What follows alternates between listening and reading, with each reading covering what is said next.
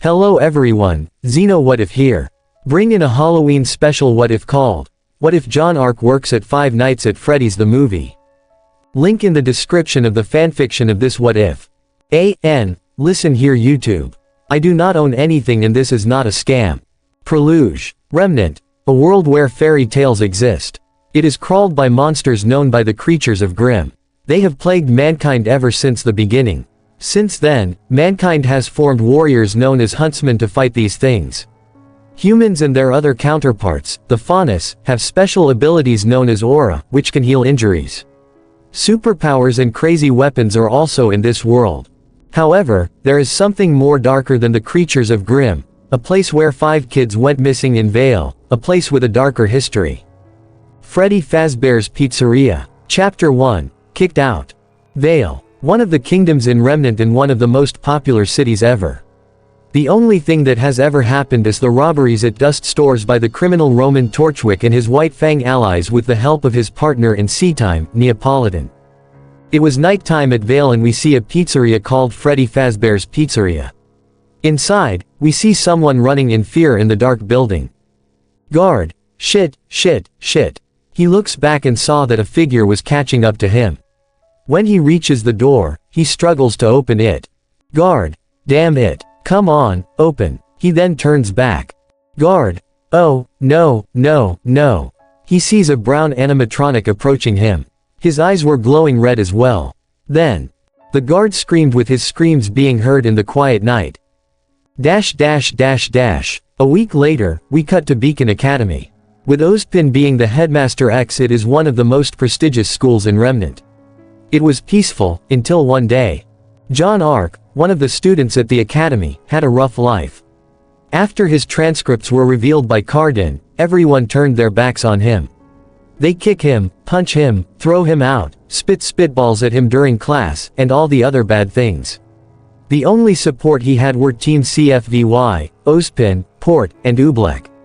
What made things worst is that he was also disowned by his father and family, with Saffron being the only one there to support him. One day, he is seen listening to Port's usual boring lectures. Port, and that's how I defeated an Ursa using a pencil only. Ha ha ha. As he was discussing, he was taking down notes. Not only did everyone turn their backs on him, his team and Team RWBY also turned their backs on him.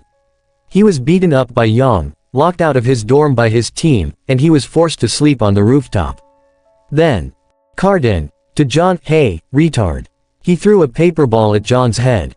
Cardin, I said, hey, retard. He then threw another paper ball at him. Jaune ignored him as he was taking down notes. However, deep down, he wanted to swear and punch Cardin in the face, but was letting his emotions be locked up inside of him. Jaune. Just ignore him, Jaune. Just ignore that jerk. Soon, the bell rang and class was dismissed. Port. Okay, class. You will be having your quiz next week, so I expect you all to pass. Anyways, see you all next week. Time skip. All the students made there to the cafeteria to have their lunch. All of them were discussing about the Vital Festival and are excited for it. Meanwhile, Jaune is sitting all alone while eating his lunch. He looks at his team and Team RWBY all having a great time of their lives while he did not. He sighed and continued to eat his meal. As he did, he felt Cardin approaching him along with his team. You'll also like Cardin. Hey, Johnny boy. Enjoying your life in hell. He and his team laughed at Jaune as the said boy tried to ignore him. Jaune continues to mind his own business. Cardin sees Jaune ignoring him. Cardin. Ignoring me, huh? Ha. You never had potential to be here anyway. Ha ha ha. That's when Jaune lost it. He clenched his fist from hearing what Cardin said. Soon, all of the students heard him and all looked at Jaune. Student 1. Man, Jaune can't even stand up against Cardin. What a loser. Student 2. Yeah. Get lost, loser. Then, every student in the cafeteria called him a disgrace, a loser, a good-for-nothing piece of garbage. Then, Cardin tried to grab Jaune, but Jaune, with his emotions getting the better of him, stood up and punched Cardin in the face. He was knocked into the ground, his front teeth falling off. He growls at Jaune and wipes the blood off of his face. Cardin. Boys, get him. Then, the rest of Cardin's team rushed towards John, but John punched Dove in the face, sending him to the window and crashing outside the building. Then, Sky was thrown into the floor and Russell was sent to one to the tables, making a mess. Soon, Cardin punches John in the face and they got into a brawl. Pyrrha. John, stop. Weiss, what are you doing, you dolt? He can't hear Pyrrha and Weiss. His own team and friends betrayed him, so he didn't care. He had Cardin and kept on punching him repeatedly on the face with no stop. John became blind to his own rage started to form Cardin's face. Pyrrha. John. Ruby. John. Then, John kicked Cardin between the legs and was breathing heavily in frustration. Ren. John, stop it. John then continued to ignore his former teammates and friends and just walk away. Not bothering to turn around. Before he could deliver the final blow, he was then surrounded by a bubble, stopping his actions. John. Glinda. What is the meaning of this? Weiss. Professor Goodwitch. John was beating Cardin up for no reason. Young. And his punches were so extreme like damn. Man, I wish I can punch like that. Blake looks at Young, deadpanned. Blake. Really, Young? While in the middle of this situation, Young shrugs and Goodwitch glares at John. John. No. That's a lie. Cardin was going to beat me up again. Glinda. Silence. You will be coming with me now. You are in so much trouble, Mr. Arc. Then, Glinda drags John out of the cafeteria while some of the students were helping Cardin and his team. They all glared at John as he was taken to Ozpin's office. Taking the elevator and arriving at Ozpin's office, John was pushed in front by Goodwitch and John just looked down. Ozpin. Mr. Arc, explain yourself. John. Professor, I did it to protect myself from being bullied. It's been a good few months already and I'm still getting bullied.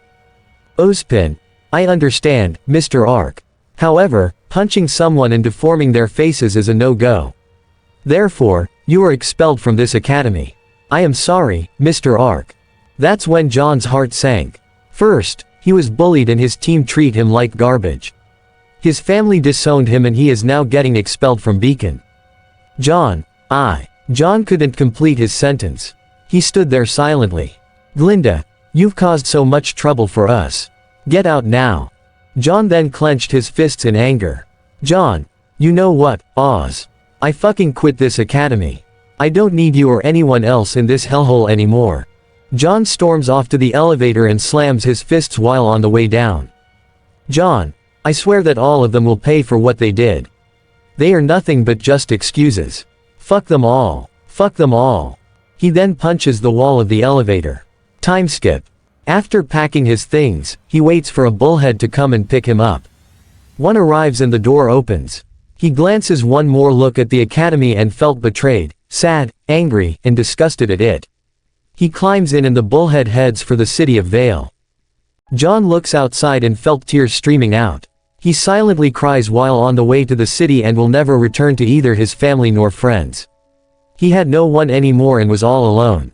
Now, John had to find a way to survive on his own in Vale. Back in Vale, Freddy Fazbear's Pizzeria puts up an ad on the entrance saying that they need a new night guard. Chapter 2. Help Wanted. The day was Sunday. It has been 2 days since John was kicked out of Beacon Academy. In those 2 days, he rented an apartment with Ozpin's last help. He gave John some money before he left the academy. The apartment in Vale was a normal apartment, but small. To John, it was better with a kitchen, a living room where he can eat while watching TV. A bedroom with one small bed, and a bathroom near the balcony. John. I guess, this is home. John also lost some of his emotions like being happy and sad. All he felt was nothing, but a void in his heart. John. I have to find a job, but where? I'll prove to them that I can make money without being a huntsman. He stands up and goes out to find a job. Time skip. 30 minutes later, John walked around and tried finding a job, but no jobs were available. He tried to apply for being a janitor, a salesman, a craftsman, etc. However, all slots were full and John was left hopeless. He slumped down with his back against the wall, feeling defeated. John. Damn it. Why can't I find a decent job to help me with my own life? Just why? He hugs his legs as he sulks. John. What can I do? I can't make money at this point. I just wish that there is one job that I can take no matter how dangerous it can be. After all, I'm a man, so. John then he sees a help wanted ad on a newspaper. John, what the? He grabs a newspaper and saw an ad with a picture of a robot that resembles a bear. The newspaper ad says, Freddy Fazbear's Pizzeria, help wanted. Family-friendly restaurant wants to hire you to become a night guard to watch the pizzeria from 12 a.m. to 6 a.m. from Mondays to Fridays. Come and be a part of the Fazbear family. 100 lean a week. John, Freddy Fazbear's Pizzeria. I've never heard of this. Might as well apply for it. I just have to know where the heck this place is. Time skip. 20 minutes later, John arrived at the location. The facade of the building had 2 glass doors with a window that was built to reinforce robberies from robbing the pizzeria. The walls were bricked and at the top said, Freddy Fazbear's Pizza. Where fantasy and fun come to life. There was a logo of the animatronic bear from the newspaper. It was brown with a black bow tie and a black top hat. It was holding a microphone while waving with an uncanny smile to it. There were also light bulbs around the title. John, Freddy Fazbear's Pizza. I guess this is the place.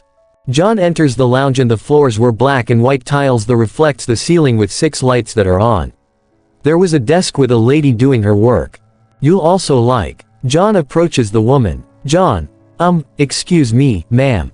The woman stops her work and looks at John. Employee. Oh, hello, there. What can I help you with, sir? John, hi. My name is John and I want to apply as a security guard here at this establishment. Employee, I see. Well, you're just in time since we were gonna take that down. Would you like a tour of this place? John, I guess. I mean, I have to know about this place more. Employee, very well. Anyways, follow my lead. The woman walks from her desk with John following her. They enter a big dining room and it was massive. There were janitors cleaning the wet floors. The floors this time were color blue and red. There were 6 tables covered in tablecloths decorated with confetti patterns. In the middle of tables, there were different types of colorful party hats. The chairs also boast confetti patterns, and there are a large gold star on the backrest of each one. There were also arcade machines like Remnant the game, not the board version, Freddy's Sing Along, etc. Employee, this is the dining area. It's massive, isn't it? John, yeah. Some arcade games look good. The walls are also filled with posters and drawings. Employee, yes. Kids draw and stick their drawings on the walls. John, I see. Anyways, let's move on. Employee, very well. They continue on when John saw the stage and the main attraction. Yes, we are going to be using the movie models for this story. John, whoa, nice animals you've got. The employee stops and looks at the animatronics on stage as well. On top, unlike the other 2 animatronics, it lacks any eyebrows. On the left side is a blue bunny rabbit with a white muzzle, belly, and the center of its ears. It has a red fabric bow tie on its chest. It red pupils. Its instrument of choice is a guitar being red and black in color. Its teeth are rounded at the bottom jaw and not teeth on top. On the left is a yellow chicken. It has 3 top feathers on its head and has magenta pupils. Unlike the bunny rabbit, it had eyebrows. It has an orange beak with square-looking teeth on its bottom beak. It wears a bib saying, "Let's eat," with confettis on the bib too. Its lower legs are also orange along with the feet. It has 2 sets of toes with white painted toenails. It is carrying a cupcake with a hot pink head and its lower portion is brown. What is strange is that the cupcake has teeth and big yellow eyes. It also has a candle on top of it. Lastly is a brown bear. Its muzzle and belly along with the center of its ears are in a light shade of brown. Just like the chicken, it has eyebrows as well with freckles on its muzzle. It has a black bow tie on its chest and a black top hat on top of its head. Its instrument of choice is a microphone. Just like the chicken, it has human-like teeth on its lower jaw. Behind the 3 robots is a bricked wall with clouds in the background as well. There are speakers on the side and lights on top of the stage as well to show the animatronics.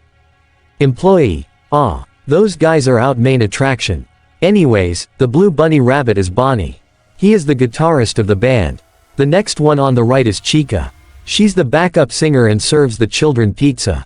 On the center is Freddy Fazbear, the star of this establishment and the main singer of the Fazbear gang. Lastly is Foxy, but he's out of order at the moment. John: I see. They look uncanny, to be honest. Employee: yeah, we get that a lot from people. But they're friendly towards the children. John: I see. Employee: fancy, aren't they? John: yeah. Anyway, how many employees get to work here? Employee: not much these days. We can't afford to hire new employees all the time. John: how come? Employee: let's just say that they don't like it here since they've been feeling weird about this place. For some reason, our previous night guard went missing, but we can presume that he quit the job. John nods right. Anyways, aren't you gonna show me around more? Employee: oh, sorry about that. Let's continue on, shall we? Time skip. 10 minutes later, the tour was already done and they were back at the dining area.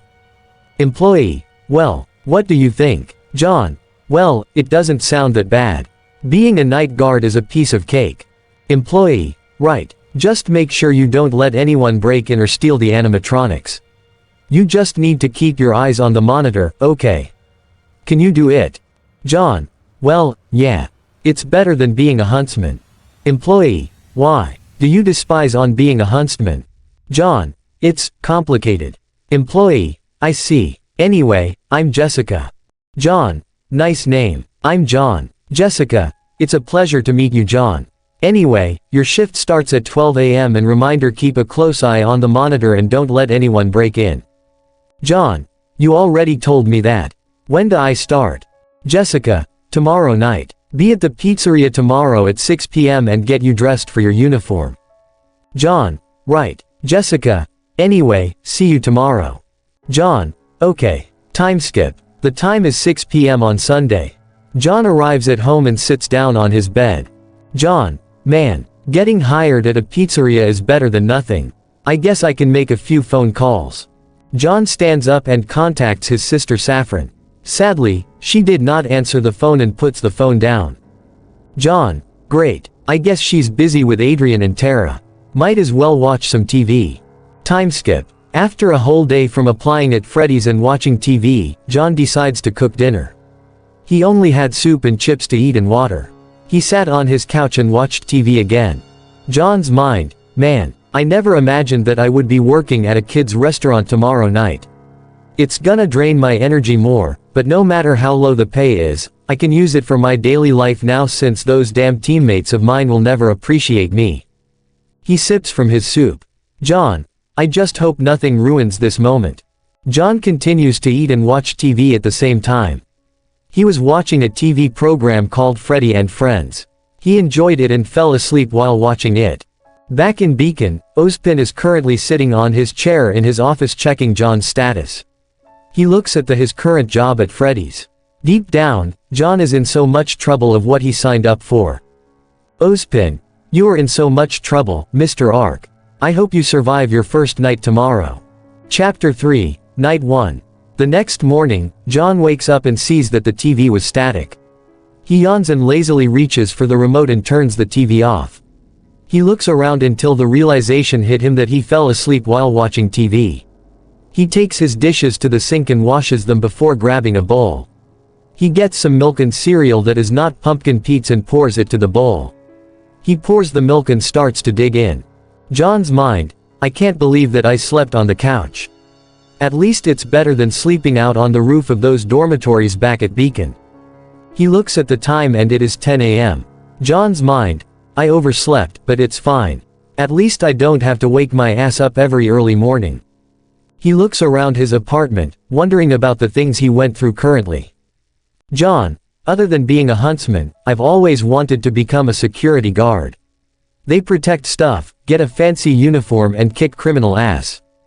He finishes his bowl of cereal and puts it in the sink to wash. John: time to wash. Time skip. 2 hours later, John went out to get a new haircut to fit in with his job tonight. His new hairstyle is upswept and somewhat spiky. John: there. I have to take a shower after this. I got hair everywhere and it makes me itchy. Time to head back home.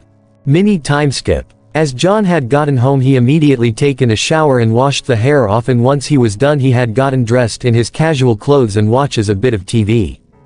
John still have some time to kill. He continues to watch TV while waiting for the time to be at 6 p.m. in the evening for his job. John, to be honest, I hope I can make a fortune no matter how bad the payment is. I mean, 100 lean is better than 10 lean from that previous part-time job I did last month. Time skip. John is now all dressed in his formal attire to get ready. He looks at his watch and it was now 5:30 p.m. John, shoot, I don't wanna be late on my first day. I hope Jessica is still there. He exits out of the lobby of his apartment and makes his way to Freddy Fazbear's Pizzeria. After a 20-minute walk, he arrives at the pizzeria. John made it. He enters and sees Jessica. John, Jessica. Jessica saw John and greets him with a warm smile. Jessica, hey, John. You're a little early. John, yeah, don't wanna be late on my first day. Jessica, that's nice. Come on, let's meet the manager. John, oh okay. They walked inside and saw some employees cleaning up the tablecloths and mopping the floor. Jessica, it was very busy today and a lot of kids came here with their parents. It was blast. John, that's nice, I guess. John continues to look around until he and Jessica met up with the manager. Jessica, hey, Steve. The new night guard's here. Steve, welcome. We're happy to have you here as our night guard. John, and you are? Steve, oh, I'm Steve Raglan. Nice to meet you, John, just John. Steve, well John, nice to meet you. Steve is a tall, middle-aged man with light skin and taupe hair, blue eyes, and a Van Dyke beard. He wears a vintage aviator eyeglasses, a long yellow-sleeved dress shirt with blue stripes, and either a purple tie with thin blue stripes or a blue tie with white dots. Steve, well then, why do you want to work at this place? Steve asked with a smile. John, well, I'm short on money right now and I need to pay rent and buy food to eat. Steve, I see. Well, let's get you ready for the night. John, okay. John replied bluntly and entered the back room to change into his night guard uniform. Time skip. John is now wearing his new uniform as a night guard. His uniform had black pants and black shoes with a black leather belt around his waist. He wears a light blue polo with black pads above his shoulder and his collar is folded down. He also has a black necktie and his polo has a white tag that has security on the right side and he has a golden badge on his left. He lacks the hat. John, not a bad uniform if I do say so myself. John steps inside the office. The office is a small, compact room. Against the wall in front of the player stands a desk, on top of which sits a few electronic monitoring devices, as well as a fan, a drink, an overhead lamp, and various balled-up papers. Wires stream up to the ceiling from the monitoring devices. The desk has 2 drawers, along with a speaker with a spider web that seems to be covering the speaker itself. On top of one of the monitors sits Mr. Cupcake. The wall behind the desk is adorned with a poster of Freddy Fazbear, Bonnie, and Chica on stage, on top of which reads, "Celebrate," in large letters. Next to the poster are drawings which seem to have been drawn by children, hanging up on the wall. The leftmost picture features Bonnie popping out of a white and red box. The drawing diagonal to it shows a child getting a present from Freddy, along with a cluster of smiley faces. The picture directly below that is one of a sun next to a group of balloons. The picture diagonal to that shows Freddy handing a girl a present. There are 2 other drawings, mostly obscured. The one on the left is a bust of Bonnie's smiling face, and the one on the right illustrates 2 children around a birthday cake, with what appears to be Freddy and Bonnie's heads on top. Each drawing has large, colored text on top that appears to read, "My fun day," with the N of fun obscured in each instance. In each picture showing the animatronic characters, their eyes are drawn as black with white pupils. More pictures just like these can be seen in the West Hall Cam 2A. Outside of the doors are hallways which lead to the rest of the restaurant and contain some electrical items, as well as small papers littering the walls.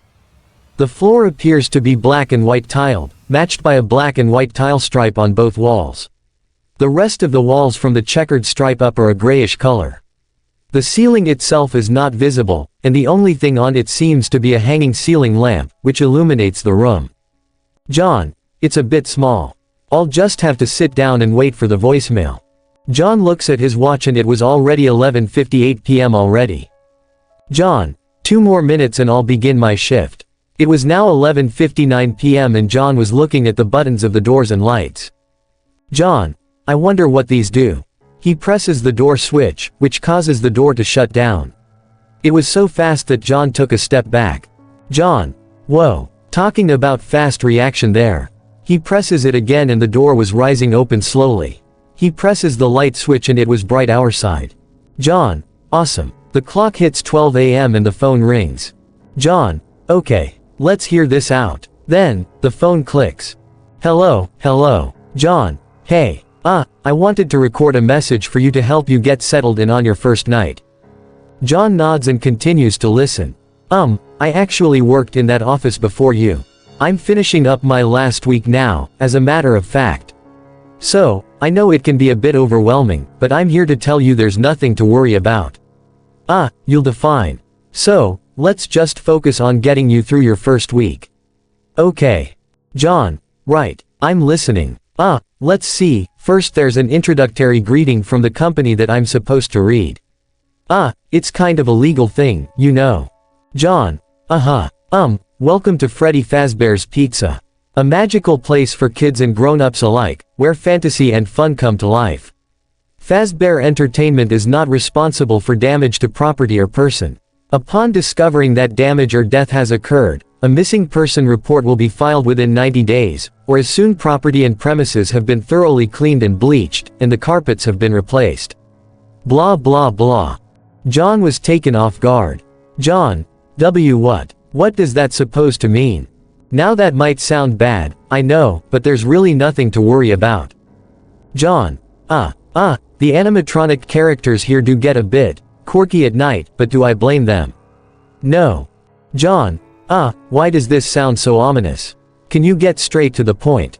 If I were forced to sing those same stupid songs for 20 years and I never got a bath, I'd probably be a bit irritable at night too. John, why would they? So, remember, these characters hold a special place in the hearts of children and we need to show them a little respect, right? Okay. So, just be aware, the characters do tend to wander a bit.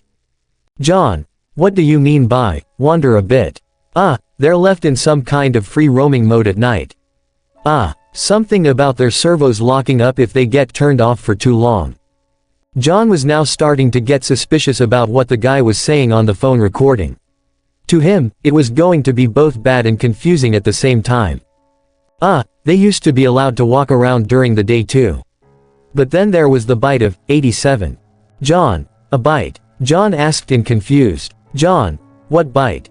Yeah, it's amazing that the human body can live without the frontal lobe, you know. Soon, John gets a strange flashback on a guy getting his frontal lobe bitten and a lot of people were checking up on him. He holds his head. John, what the heck? Now concerning your safety, the only real risk to you is a night watchman here, if any. John, is the fact that these characters, if they happen to see you after hours probably won't recognize you as a person. John, that doesn't sound good. They'll most likely see you as a metal endoskeleton without its costume on.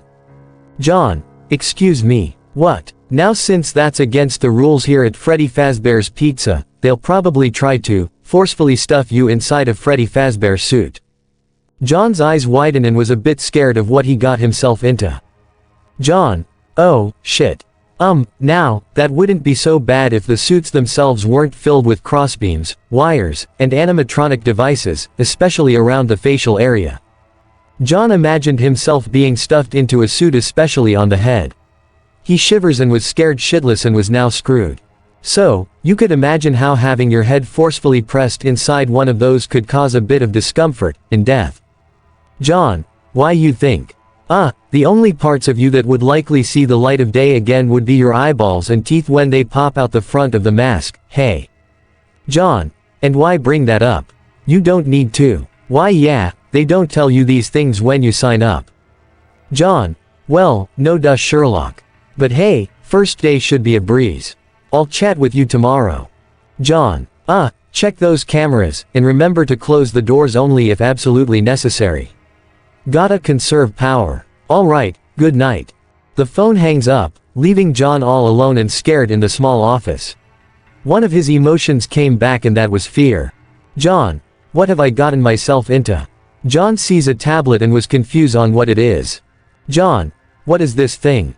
He turns it on and sees Freddy, Bonnie and Chica on the stage, still or inactive. It was dark to say the least, but there was some light for him to see the animatronics. John. I have to make sure to keep an eye on them. He switches to the back room. The backstage is a small room located to the left of the show stage, used to store spare animatronic parts. The room consists of a checkered, white and black tiled floor and a small table, on which sits an endoskeleton Endo 01 and an extra Bonnie head. To the back and left of the room sits a shelf, holding 3 spare Bonnie heads, 2 of Chica's, and 3 of Freddy Fazbear's. An open door can be seen on the right wall, with a sign that says, "Employees Only," above it. Wires hang loosely from the ceiling to the right of the camera. John. This is the back room. There's an endoskeleton there, so why not use that instead? He puts the tablet down and looks at the dark hallway. John. It's only 12:30 a.m., so I guess I should explore and use the bathroom for a bit. John exits out of the office to explore a bit. Hoff flashes his light in the hallway and walks towards the dining room. It was very dark and it was so creepy at night. John. I hope no one comes to get me. I just want to explore and use the bathroom and that is that. He hears a clang and turns around to where the source was. John. Hello. John called out, but there was no response. He shrugged it off, but was still keeping his guard on the animatronics on stage. He heads to the bathroom and goes to take a pee. Time skip. John finished using the bathroom and heads back to his office. So far, not a single animatronic has moved or left the stage. Unknown to John, as he was heading back to the office, Bonnie was looking at him, wide-eyed and his mouth slightly open. John made his way back and took a seat. He sighs and goes to the monitor to keep an eye on everything. John. So far, the robots have not moved yet. Good. John switches to the left corner of his office and there is a poster of Freddy saying, "Let's party." John. This corner is just way too close to my office. He switches to the kitchen, but it was nothing but static. John. Weird. Switching to another camera, he switched it to the supply closet. John's mind. I guess everything is good so far. Time skip. It is now 5:30 a.m. and John fell asleep. While he was sleeping, one of the animatronics moved and it was Bonnie that left the stage. When John woke up, he stretched his arms and back and lets out a yawn. However, when he looked at the show stage, his eyes widened as he saw that Bonnie left.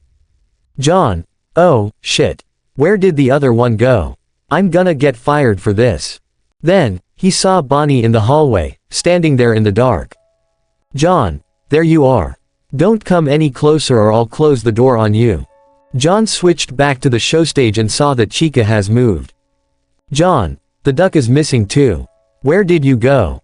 John then checks through the cameras and found Chica. John. There you are. He spots Chica in the dining room.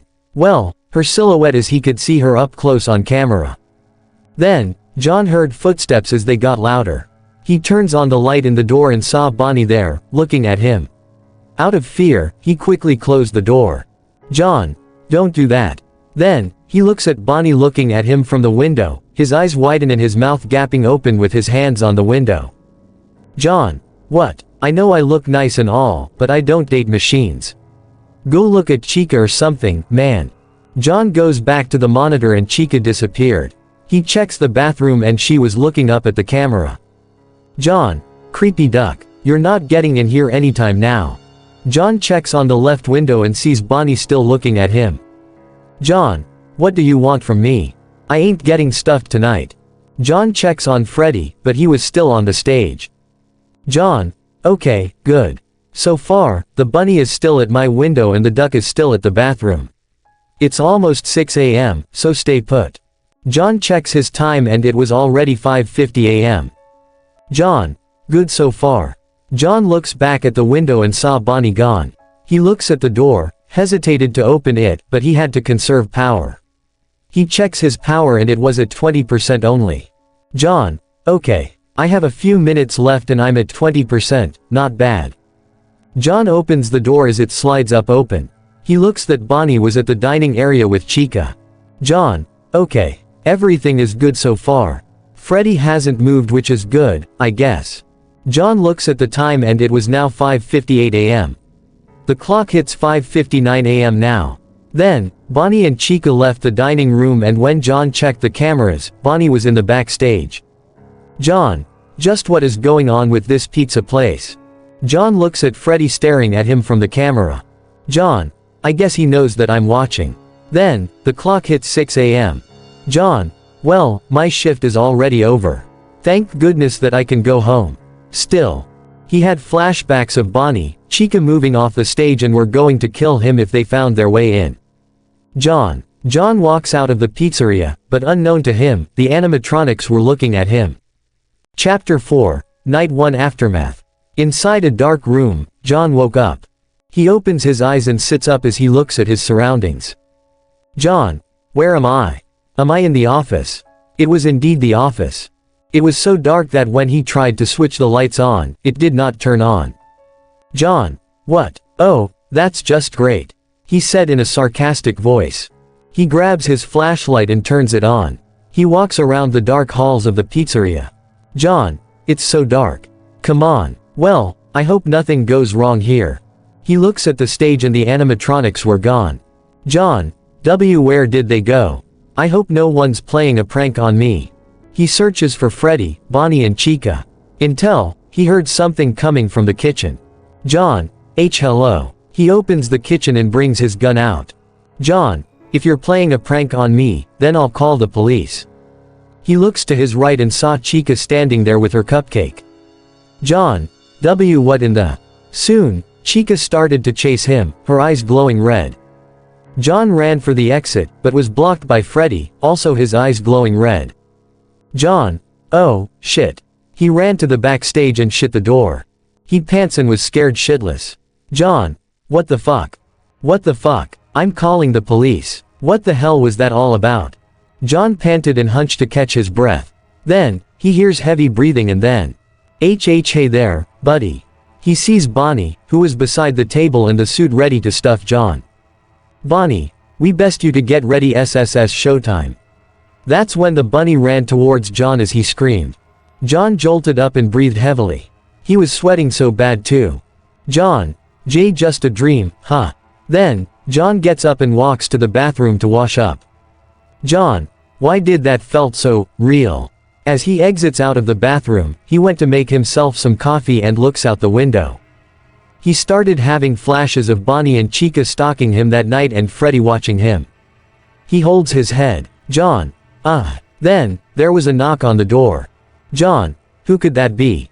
John goes to answer the door, with the person outside still knocking.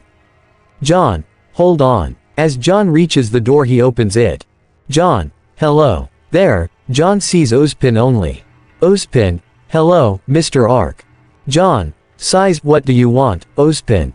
Ozpin, I want to discuss with you about your late night shift at a certain pizzeria. John, why does it matter to you? I'm doing that job to help my financial situation. Ozpin, I know that. If you mind, can I come in? John, fine. John lets Ozpin in and they both sat down in the dining room. John, what's up? Ozpin, John, do you know what happens when people like you work there at night as the night guard? John, Ozpin, well, from the looks of your face, it seems like it. John, look, I already know what to do already, okay. I just want money without your help. John told Ozpin bitterly not to stand in his way. Ozpin, I understand. I wish you luck on your second shift tonight. May the gods be by your side. John chuckles and gave Ozpin a small smile. John, thanks for the kind words, Professor. Ozpin nods and stands, making his way to the door, but he stops. Ozpin, one more thing. When you're at Freddy's, don't let that place get to you. He exits out of the apartment and closes the door behind him. John, get to me. What does he mean by that? John shrugged what Ozpin said and he sat down on his couch to watch TV. John's mind, look, Ozpin. I can handle myself out there and there's no reason for you to pity me. I just need money and that's that. John looks at the time and it was 9:01 a.m. He sighs and gets up and makes himself some coffee to keep himself up. John. Still, what was that about last night? He had flashbacks of the 3 animatronics stalking him and the dream he had. John. It's almost like they wanted me dead. I just started working there. Maybe it had something to do about that message from the phone call last night. John shook his head to clear his thoughts about what happened. Time skip. Meanwhile, back in Beacon Academy, everyone was having their lunch at school. Everything was normal as usual, except for certain teams. Young. And so I said, don't mess with me. Weiss. And you caused literal damage, you dolt. Young. Oh, be quiet you. Weiss. Well, at least we don't have to worry about that faker being here. Young. You said it. Ren stayed silent from the whole conversation. Pyrrha. I agree. It's for his own good to be out of the academy. Although, I think I heard Ozpin that he has a job. Weiss. Why? Who would even want to hire someone like him? Blake. Weiss, please stop. He's already gone, so stop insulting him. Young. Blake, he faked his way here. What do you think, Ruby? Ruby was silent as well as she is seen playing with her food. Young. Ruby. Ruby. Huh. Oh, sorry. Well, I don't believe what he was thinking, but I'm pretty sure he had his reasons. Blake. Exactly. I heard that his family also disowned him. Nora. I miss fearless leader. Ruby. Why yeah. Anyway, we should finish our food since we have class in an hour. They all nod, not insulting John any further. Back in Vale, John is seen at a park and is looking up at the sky. John. It's a nice day outside. There are so many people enjoying their time with their friends and family. John felt sad, but he was also happy that no one can control him anymore. He was a freeman that can do as he pleases no matter how dangerous it is. John. Well, time to head back after strolling through Vale and having ice cream. John stood up from the bench and walked back to his apartment. John had to get ready for his second shift and was preparing himself to face the 3 animatronics. Chapter 5, Night 2. The time currently is 11:50 p.m. John walks to the pizzeria with his flashlight in hand. He shined it and made his way towards his office. John's mind. Man, it's really scary when you're alone at night. Well, I wish all of those so-called huntsmen get stuffed and not me. Well, time to get to the office and make it through the now. As he made his way to the office, Freddy Fazbear was looking at John. In Freddy's eyes, he was just a random night guard, but deep down, the spirit that possessed him wants to know more about him rather than kill him. John made his way to the office and sat down on his chair. He waits for the phone to answer and looks at the lockers behind him. John. I wonder what they have inside. He opens the locker and sees some books and a mop. He sighs and closes the locker. John. At least there's some books to read to kill time. I still have time to use the restroom. John stands up and goes to use the restroom to pee before he can pee his pants out of terror. John. I hope I can make it tonight. Mini time skip. John starts his shift and the clock hits 12 a.m. The phone rings again and the voicemail is on again. Hello. Hello. Well, if you're hearing this and you made it to day 2, congrats. I won't talk quite as long this time since Freddy and his friends tend to become more active as the week progresses. It might be a good idea to peek at those cameras while I talk just to make sure everyone's in their proper place. You know. John. Oh okay. John looks at the cameras while listening to the person on the phone. Interestingly enough, Freddy himself doesn't come off stage very often. I heard he becomes a lot more active in the dark though, so, hey, I guess that's one more reason not to run out of power, right? John. Well, I already know that. I also want to emphasize the importance of using your door lights. There are blind spots in your camera views, and those blind spots happen to be right outside of your doors. So if you can't find something, or someone, on your cameras, be sure to check the door lights. John. Oh okay. I have to save my power while surviving the whole night. You might only have a few seconds to react. Not that you would be in any danger, of course. I'm not implying that. Also, check on the Cardin in Pirate Cove from time to time. John. Foxy. I forgot about him since Freddy and those other two with him are active. John switches to Cam 1C and saw the purple curtain of Pirate's Cove. So far, Foxy has not moved and was still not active. The character in there seems unique in that he becomes more active if the cameras remain off for long periods of time. I guess he doesn't like being watched. I don't know. Anyway, I'm sure you have everything under control. Talk to you soon. The phone hangs up and John begins his shift. He looks at the show stage and saw that Bonnie has left. He sets down the tablet and sees him in the hallway. John goes back inside and checks on Foxy, and the said fox is seen peeking from behind the curtains. John. Oh, gods. You have holes, huh? No wonder why you're out of order. Although, you are one impatient fox. John checks the door and sees Bonnie standing there. He shuts the door just in time and goes back to check on Foxy. John. Okay, you still haven't moved. Nice. John checks the time and it was only 12:10 a.m. John. He goes back to check on the cameras, but she starts to see things. His vision displays an image of Bonnie with black eyes with white dots, a Freddy with human eyes that stare at him in a creepy way, and the words, "It's me." John. What the? John then rubs his eyes for a moment. John. What was that? He goes back to Cam 1C and saw Foxy out of his cove, getting ready to run towards the office. John. Oh. Foxy, you're ready to go. This is bad. At this rate, I'll lose my power and I'm so dead. John. I have to check the doors first. John checks the doors to see if Bonnie or Chica are nearby. Thankfully, they were not and John checks back on Foxy, who has not moved yet. John. Okay, you still have not moved yet. John looks at the time and it was only 12:20 a.m. John. Oh, shit. He looks at Cam 2B and saw Bonnie, staring at the camera. What made it scary, is that he was close to the office. John. Oh, no. He's so close to me. Should I? John, with temptation, peeks out of the office and saw Bonnie right in the corner of the office. He quickly puts his head back in before the bunny even notices him. John. Oh, yeah. Wait, I can actually peek through to see if they're there, or get a high chance for them to grab my head. He goes back to Pirate's Cove, but when he did, Foxy was gone and his eyes widened.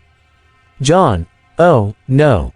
Where's Foxy? Where is he? He hears running in the hallway and he switches to the camera, seeing Foxy running down the hallway. John. Crap. Close the door, John. Before Foxy could enter, John immediately shut the door on the fox and he bangs through the door.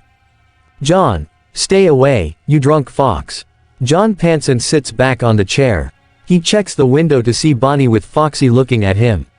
His power was now at 80%. John. Can this get any worse? He continues to monitor the other animatronics while keeping Bonnie and Foxy out of the office. Time skip. It was now 4:59 a.m. and both Bonnie and Foxy left the office and John had opened the door to save his power. It was now at 20% and John tries to stay focused on not to die by the hands of those creepy animatronics. The animatronics were surprisingly back on stage as they have not moved. John. Odd. Why would they stop getting to me? Then, John heard a doorbell outside. He checks the outside camera and sees that there is a person. There, he saw Ozpin and a security guard. John. What's Ozpin doing here? And with a security guard. John gets up and goes to the exit and opens the door. John. Professor. Ozpin. Good evening, John. I take it that you're 2 hours away on completing your shift, yes? John. Yes, sir. Who is this guard with you? Ozpin. This is Officer Vanessa Shelley. She's an officer here in downtown Vale. Vanessa. Hello, John. It's nice to meet you. Vanessa greets John and offers a handshake, which John accepted. Vanessa has blonde hair and hazel eyes. She is wearing an police uniform. John. Nice to meet you too. I'm John. Vanessa. I can see that. You're the kid that got kicked out of Beacon, right? John. I don't want to talk about it. Anyway, if there's something that I can help you with. Vanessa. Ozpin told me here to keep an eye on you and make sure that you're doing your job properly and not sleep on the job. Maybe you sleep on the job considering that you fall asleep during class before. Vanessa laughs a bit at John for that, and he rolls his eyes. Vanessa, can we come in? John. Sure. Why yeah. John lets both Vanessa and Ozpin in and they turn on the lights from the back room. The power has been restored and they sat down in the dining room. John. Well, what brings you two here? Ozpin. Well, haven't you met your friends? John laughs in a sarcastic tone. John. Haha. Those killer robots upstage. Yeah, I've met them already. Ozpin. And I take it that you. John. Yeah. I was told that those robots will stuff me inside one of them. I know what I'm doing. Vanessa. Then, why did you apply here? Surely there are other jobs than this. John. No one wanted me in their establishments, hence why I picked this job. Vanessa. I see. Well, you know now what to do since they gave you instructions on what to do. John. Basically. To Ozpin, by the way, how's everyone back at Beacon, Professor? Ozpin. I made sure that they get their proper punishments. Team CFVY are fine, although they miss you. John. I can tell. Vanessa. I used to love this place when I was a kid. This place usually gets to people. John. What does that mean? I mean, I'm fine here and I know how to defend myself. Ozpin. John, you don't know anything about this place yet. Look, it is best we explain it to you here and now. John. Fine. Vanessa. Well, back in the 80s, some kids went missing. That's why this place is on the verge of shutting down by the end of the year. John was shocked to the core from what Vanessa told him. John. Hold the phone. Children went missing here. How come this place is still in business? Ozpin. I believe that the owner and the company is covering this whole incident up to stay in business, but it didn't work out. John. I don't understand. How? Vanessa. John, just don't think about it, okay? John. How can I not? Innocent children, missing in this establishment. Who's responsible for this? Vanessa. We don't know. Anyway, do you want some coffee? Ozpin brought some coffee here. John. I didn't ask for coffee. Ozpin. John, relax. You look tired, so I assume you didn't make or bring coffee when you got here. Just stay here and I'll go make some in the kitchen. John wanted to refuse Ozpin's offer, but seeing Vanessa gesturing him to take the offer with a slight glare, he sighs and nods. John. Fine, I'll have some coffee. Ozpin. Wonderful. Let me go and make some. Ozpin stood up and heads to the kitchen to make some coffee while John and Vanessa talk more about Freddy's. John. How did the children go missing at this establishment? Wasn't anyone watching the children when it happened? Shouldn't it been reported to the authorities? Vanessa. They searched everywhere from top to bottom. Big news before. You sure haven't done your homework, haven't you? John. No. I was busy at school at the time. Vanessa chuckles a bit. Soon enough, Ozpin comes back with 3 cups of hot coffee. Vanessa. Well, let's keep talking, shall we? John. Right. Vanessa and John grab a cup of coffee from Ozpin and the headmaster sits down. They talk about the pizzeria and its dark past.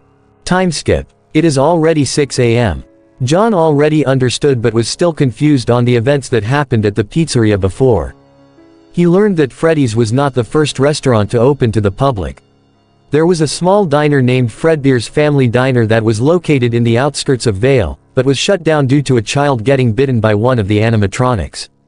Since then, the company decided to open another restaurant called Freddy Fazbear's Pizza. It was a successful restaurant and children would come and play arcade games, play at the ball pit, and watch the beloved animatronics perform on stage. However, tragedy struck when a man in a yellow rabbit costume would lure 5 children into the back room. Parents would cry and search for their children. They gave up and from there on, their bodies were never found. After battling with this kind of tragedy for years, the pizzeria was on the verge of shutting down. Currently, John, Vanessa and Ozpin were outside as John locks the front door. He was told by Jessica that the pizzeria is closed for today due to a paranormal investigation that will happen. The reason why is because some employees and parents keep hearing children laughing in a haunting way that made customers scared. Vanessa hops in her car with Ozpin in the passenger seat. Vanessa. Nice job in keeping the place intact for the rest of the night before we came here. John turns to see Vanessa and Ozpin inside the police car.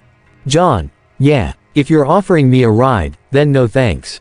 I can just walk on my way back to my apartment. Vanessa, if you say so. I didn't say anything about that. Just a friendly advice, don't let this place get to you. Just do your job and you'll make it through, okay? John, right, Ozpin, and John, if there's anything you need, you know who to call. John, okay. And with that, Vanessa drives off with Ozpin while John walks away. He looks at the building and remembers what Vanessa said. He sighs and makes his way home. Unknown to him, Team CRDL was watching him leave to make sure that no one was there. Dove, it seems that the faker is leaving. It's time to get him fired. What do you say? Cardin, yeah, we'll make his life even more miserable. Cardin smirks and he and his team are planning to sabotage the pizzeria to get John fired. However, they are in for a big surprise. Chapter 6, Operation Sabotage. Cardin turns to his team and announces them that John will pay for letting them get suspended from Beacon. Cardin smirks and remembers that he told Jessica that they want to do a paranormal investigation before John arrived for his second shift. It turns out that the whole paranormal thing was a lie just to sabotage John's job to keep the pizzeria safe and secure by destroying everything inside to blame it on him and get him fired. Cardin, alright, team. Listen up here, okay. We're gonna make this short and quick. Turns to the back door, and I think we found ourselves a way in. Cardin busts the back door and they enter the kitchen. Cardin had a baseball bat, Russell had a crowbar, and both Dove and Sky can use the chairs to smash things inside the pizzeria. Cardin, okay, boys. We better make this quick. Maximum damage, minimum time. Let's go, boys. CRDL, yeah. Upon hearing voices, Bonnie's eyes opened up. Cardin, Russell and Dove go to the main dining room and destroy the arcades by smashing them, and Dove steals the tokens from each arcade, much to Russell's dumbfound. Russell, really, man? Stealing tokens? Dove, what? They're gold and or coins. Russell rolls his eyes in response. Russell, whatever you say, man. Just do more damage, okay. Dove, yeah. You go set this place on fire or something. Russell, nah. Sky has that under control. I'll head to the office. Dove, okay. Back at the kitchen, Sky makes a mess out of the pots and utensils in there. He smashes the oven with a chair. Then, he hears rattling in the refrigerator. He approaches it and opens it. To his surprise, there was nothing in there. He opens the other one and sees a cupcake inside. Its eyes open and sees Sky. Sky laughs, thinking this was one of John's pranks. Then, someone moved the pots and when he turned around, there was nothing. He turns back to the fridge and saw that the cupcake was gone. Sky, where the fuck? He hears mechanical footsteps behind him and he turns to see Chica, holding her cupcake. Sky, okay, nice try Johnny ass. Quit playing shit on me. He looks at Chica, whose eyes were glowing orange and is very angry at him for messing up her favorite spot of the pizzeria, the kitchen. Chica, hello, how dare you mess up my kitchen? Get him, Mr. Cupcake. Then, Mr. Cupcake jumps off from Chica's hand and attacks Sky and bites his face off. Back at the dining area, Dove was smashing the chairs until he heard Sky screaming. He approaches the kitchen and saw the doors wide open. As he turns his flashlight on, he saw that to his horror, Mr. Cupcake was biting down on Sky's face with his screams being muffled as he was trying to get the animatronic off of his face. Then, Chica, well, it seems we have another visitor. He turns to see Chica, who is glaring at him with orange eyes. Chica, you're next. Back with Russell, he made his way to the office and smirks. He was going to smash the monitors, but was interrupted by a girl screaming. He looks at the cameras and sees Dove running, screaming like a little girl.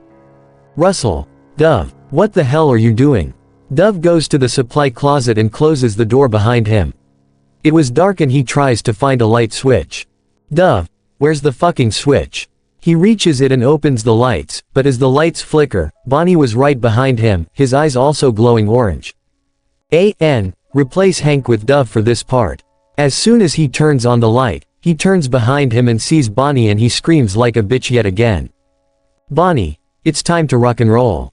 Russell slowly approaches the supply closet and hears banging and Dove being killed by Bonnie.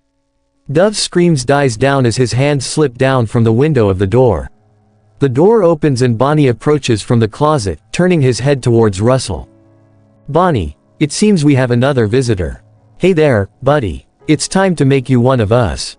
Russell drops his crowbar down and runs for the office, closing both of the doors. "Russell, what the fuck? What the fuck?" Russell checks the cameras and saw both Bonnie and Chica looking at the camera near the office.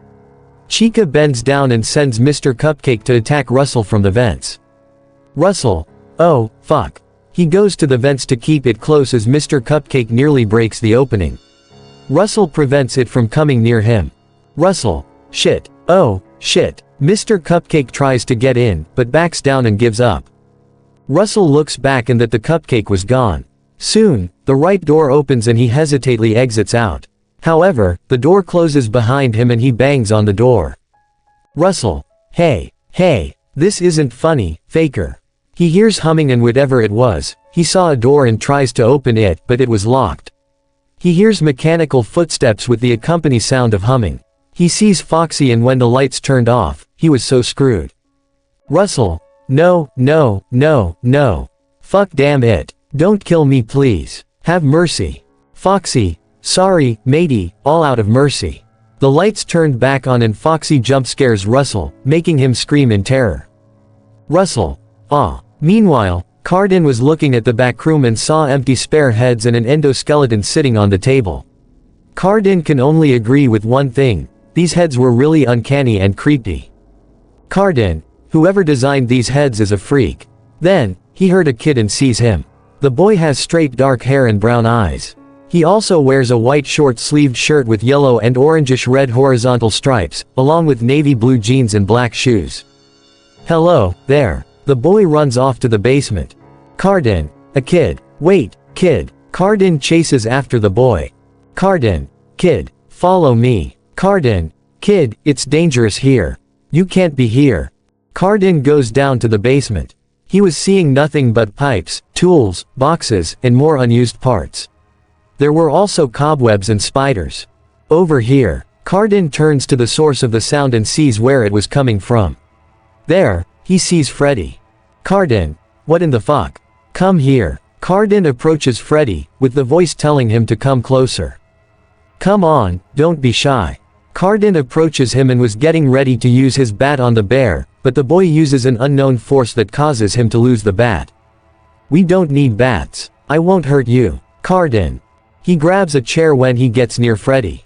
He climbs on the chair and uses it to peek inside Freddy's mouth. There was nothing but the mouth of the endoskeleton. Cardin, where are you?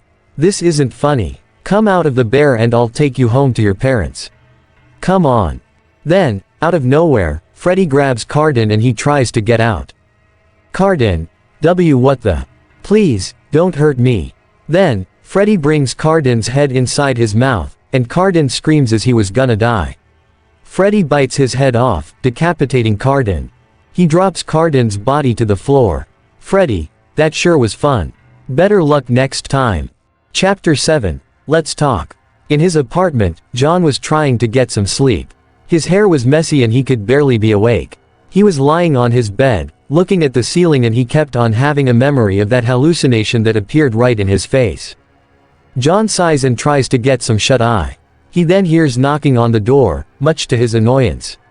He rubs his eyes and decides to get up and answer it. He was having a slight headache, but despite this, he answers the door. Upon answering it, he sees that it was Vanessa. John, Vanessa, hey, John. What are you doing? John, trying to get some sleep, but I can't since my first shift. He rubs his eyes to keep himself awake. John, what are you doing here? Vanessa, apparently, someone broke into Freddy's. They trashed the place. John was surprised. He made sure that everything was locked and in place before he left. John, how did that happen? I made that everything was locked, including the air vents. How did they break in? Vanessa, through the back door. John, I see. Sorry.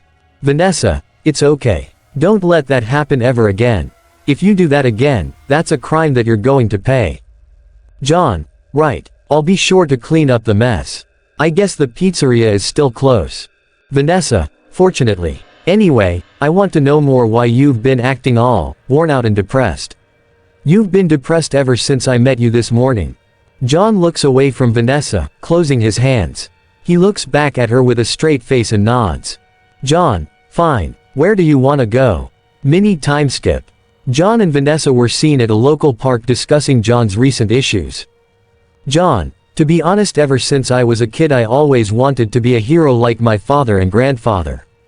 When I asked my folks to train me, they denied it and wanted me to give up on my dream of being a huntsman. Vanessa didn't talk, but just listened to John's story. John, then, on pure luck I found forged documents for Beacon. At first I wanted to report it into the authorities, but I realized that it can help me on being a huntsman. But, there were the consequences for being in possession of forged documents. Vanessa, so, you forged your transcripts just to get to Beacon Academy? John, I technically found them laying around. But I got bullied by this asshole by the name of Cardin Winchester. He blackmailed me into doing shady things for him, and when I stood up to him and saved him from an Ursa Major, he backstabbed me and told everyone at Beacon about my forged documents and made my life miserable there. Vanessa nods. Vanessa, and that made you quit, or were you kicked out? Ozpin seems to care for you. John, I was kicked out. After getting expelled from Beacon made me despise huntsmen and huntresses. They're supposed to be the protectors of humanity, not being selfish pricks for personal benefits. Vanessa, I see. Why pick Freddy's when you know that it's dangerous? John, like I said, no other place would hire me. I really don't mind the 100 lean pay there. Vanessa, well, suit yourself. What about your family? Did they know any of this? John, yeah. Then, they just disowned me for doing such a thing. I just wanted to be like my grandfather, but I guess that's all now in the trash. Vanessa, I guess. But tell me, John, if nobody couldn't solve the mystery behind Freddy's, would you try? In theory. John, maybe. Vanessa, you're a good person, John. No matter what others think. If you ever want to discuss matters again, just give me a call. John smiles a bit. Vanessa gets a call from her radio AMD. She stood up. Vanessa, okay, I better get going. When you're at Freddy's, just be aware, okay? No sleeping. John, right, I might take some coffee with me to stay awake. Vanessa, right, well, see you around. John, okay. Vanessa hops back in her car and drives off. John chuckles and he looks at his hand and clenches it. John, I can do it. I can make it. Meanwhile, back at Beacon Academy, Ozpin was looking through the files that Team CRDL forged and he sighs in disappointment. Ozpin, I can't believe what they did. He kept on looking through some files regarding Freddy Fazbear's Pizza. As he was going through each file, he saw a picture of Steve Raglan and he saw his career as a job counselor. Ozpin, why does he look so familiar? Chapter 8, Night 3. The time is 4:54 p.m. and John is seen in the park, still sitting down on the bench that he and Vanessa sat on. He was going through what Vanessa told him and he sighs. John's mind, I didn't know that Freddy's will be that complicated to discuss. I haven't opened up to Vanessa that much and, sighs, what am I thinking? I mean, she's just so mysterious and strict a little. Could it be that she's scared of something? He then hears familiar voices. He turns to see Team RWBY and Team NPR all hanging around in the same park as well.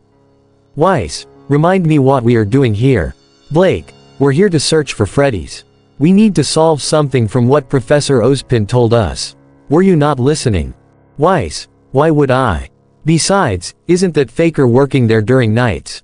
I'm sure he can solve this on his own. Nothing like I care about. Blake rolls her eyes at Weiss' words. Blake, yeah. Well, unlike you, I regret my actions towards him. You and Yang are the only ones who don't regret anything at all. Weiss, for your information, he is nothing but a faker who faked his way to Beacon. Blake, but he had good potential. Weiss, no. Pyrrha, enough. The two turned to Pyrrha, who was sick and tired of Blake and Weiss arguing about John. Pyrrha, look, let's just all calm down here. Weiss, you need to drop it, okay? John is gone, so don't go insulting him any further. Weiss, well, he deserves nothing. All he does is just be annoying and not trying his best to be a special someone. Ruby, Weiss, that's enough. Weiss, I'm not listening to you too. I just wanna figure out this stupid place, and get out of here. John, who had been hearing their entire conversation, decides to leave the park so that he won't hear any of Y's harsh words on him. He arrives back at his apartment and decides to lock the pizzeria so that Team RWBY and Team NPR won't be going inside. Knowing Yang or Weiss, they will damage the animatronics when they start to stalk them. Time skip. It is now 12 a.m. and John looks at the pizzeria. It was really trashed by some burglars, Team CRDL. He sighs and knows that he has to clean up the place somehow. John. Just wow. John goes to the supply closet and grabs a broomstick, a dustpan, a mop, a bucket that he filled up with water, and some towels to wipe every speck of dust. He turns to the stage and calls out to the animatronics. John. Okay. Don't try and attack me. I'm just gonna clean up the mess so that I don't get fired, so don't you dare attack me. There was no response and he chuckles. He puts on his headphones on and starts to play music while he cleans up the pizzeria. Cue the music. Skip to 102. This is stranger than I thought. John sweeps up the broken pieces of glass and puts them in the dustpan. 6 different ways inside my heart. He puts the chairs aside and grabs a mop, soaks it in water and mops the floors back and forth. And everyone I'll keep tonight. After he was done mopping, he puts some cautious signs and soaks the towel in water and wipes all of the chairs. He also wipes the tables when he was done wiping the chairs and tables. You'll also like 6 different ways. Go deep inside. John puts the bags of broken glass and dusts into the trash can to take it outside the pizzeria. He fixes the chairs that were broken. I'll tell them anything at all. He begins wiping the windows and he squeezes the towel to squeeze out all of that dirty water into the bucket. He then wipes the windows and doors.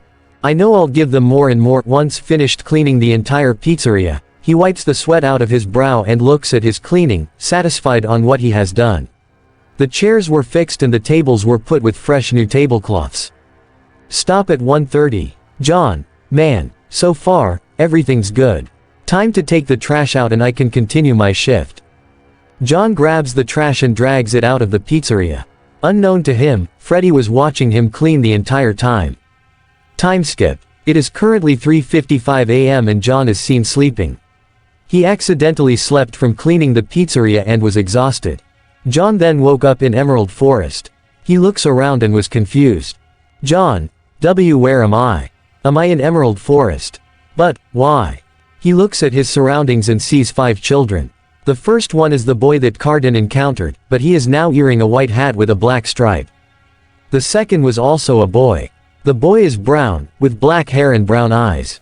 He wears a dark blue long-sleeved shirt with 2 white horizontal stripes, along with grayish-blue jeans and cool gray shoes. He is wearing what seems to be a white headband with paper bunny ears.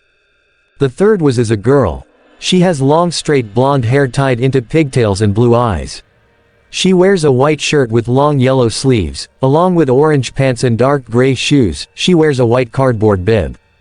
The fourth child is another boy. He has short ginger hair and gray eyes. He wears a plain long-sleeved orange shirt, along with dark blue jeans and black shoes. He is seen wearing a hook made out of cardboard in his right hand. The final one is yet another boy. He has short blonde hair and blue eyes. He also wears a long-sleeved brown shirt with yellow horizontal stripes, along with grayish-blue jeans and light brown shoes. John looked at them, confused, and soon realized that those were the missing children. John. What is this? Why, you're the children that disappeared, right? The children didn't say anything as they continued to look at John. John. Look, I'm not gonna hurt you. I'm a kind guy. I just want to finish my job. I come in peace. Who abducted you? Then, the blonde kid spoke to him. Blonde kid, if we would tell you, what will you give us? John. I'll do anything. I want to avenge you. Blonde kid. Well, it's too late for that. Back in reality, Foxy makes his step forward towards the office to get John. Back inside the dream, John was talking with the blonde boy still. John. Look, I just wanna know. I want to help you. I want to see if there's anything I can do. Blonde kid. Nothing. All we want is to be friends. John was nervous when he heard him from the tone of his voice. John. Friends with who? Blonde kid. You. Back in reality, John wakes up. He finds out that he was strapped in a chair with his feet and hands tied up. John. What? Oh, shit. Oh, no, no, no, no, no. I can't die like this. He tries to remove the ropes, but they were too tight. John. Shit. What do I do? What do I do? John was in a panic and was very scared. He looks at the time and it was already 5 a.m. John. Come on. Just one more hour to go. He hears the door open and in comes Freddy himself. John was terrified and was preparing for the worst, but Freddy didn't attack him. John. Well, what are you waiting for? Just stuff me already. You already have me captured. Freddy looks at him and approaches him. John prepares for the worst, but Freddy pats his head, much to his confusion. John. What? Freddy goes to untie the ropes and when he did, John made a run for it, but his path was blocked by Bonnie. Freddy grabs him and lifts him up, staring at him eye to eye. John. What do you want with me? Let me go. I'm a good guy, okay? Just let me go. Freddy scans his face and drops him down, making John land on his butt. Freddy. It seems we have a new friend, guys. John. Why you, speak. John heard Freddy speak, and it was not demonic nor sinister. The tone of Freddy's voice was kind and calm. Freddy. Of course I speak, Jaune Arc. We all do. John was surprised. How does he know his name? John. How do you know my name? Freddy. Of course I know your name. We all know who you are. You have seen us before. John. I have. Wait a second. He remembers the dream he had a while ago and recognized that Freddy was one of the kids that were kidnapped. John. Why you're Freddy. Yes. Now, there's no need to run away. I'm not gonna hurt you. John. Huh. You're not gonna stuff me. Freddy. We don't do that to people like you. John. So, you only do it to bad people. Freddy. Well, yes. Bonnie. Shall we show him, Freddy? Freddy turns to Bonnie and politely shook his head. Freddy. No, Bonnie. We can't terrify John, he deserves to not see the aftermath. John. There's no need to show me anything. Freddy. Okay. Well, do you want a tour around the place? John. Well, Freddy. Oh, you'll love it here. Come on, fella. Freddy wraps his arm around John and escorts him to the main dining area. John. Wait. Freddy didn't listen as he brought John to introduce him to the other animatronics. Upon entering the dining room, he is met with Chica and Foxy.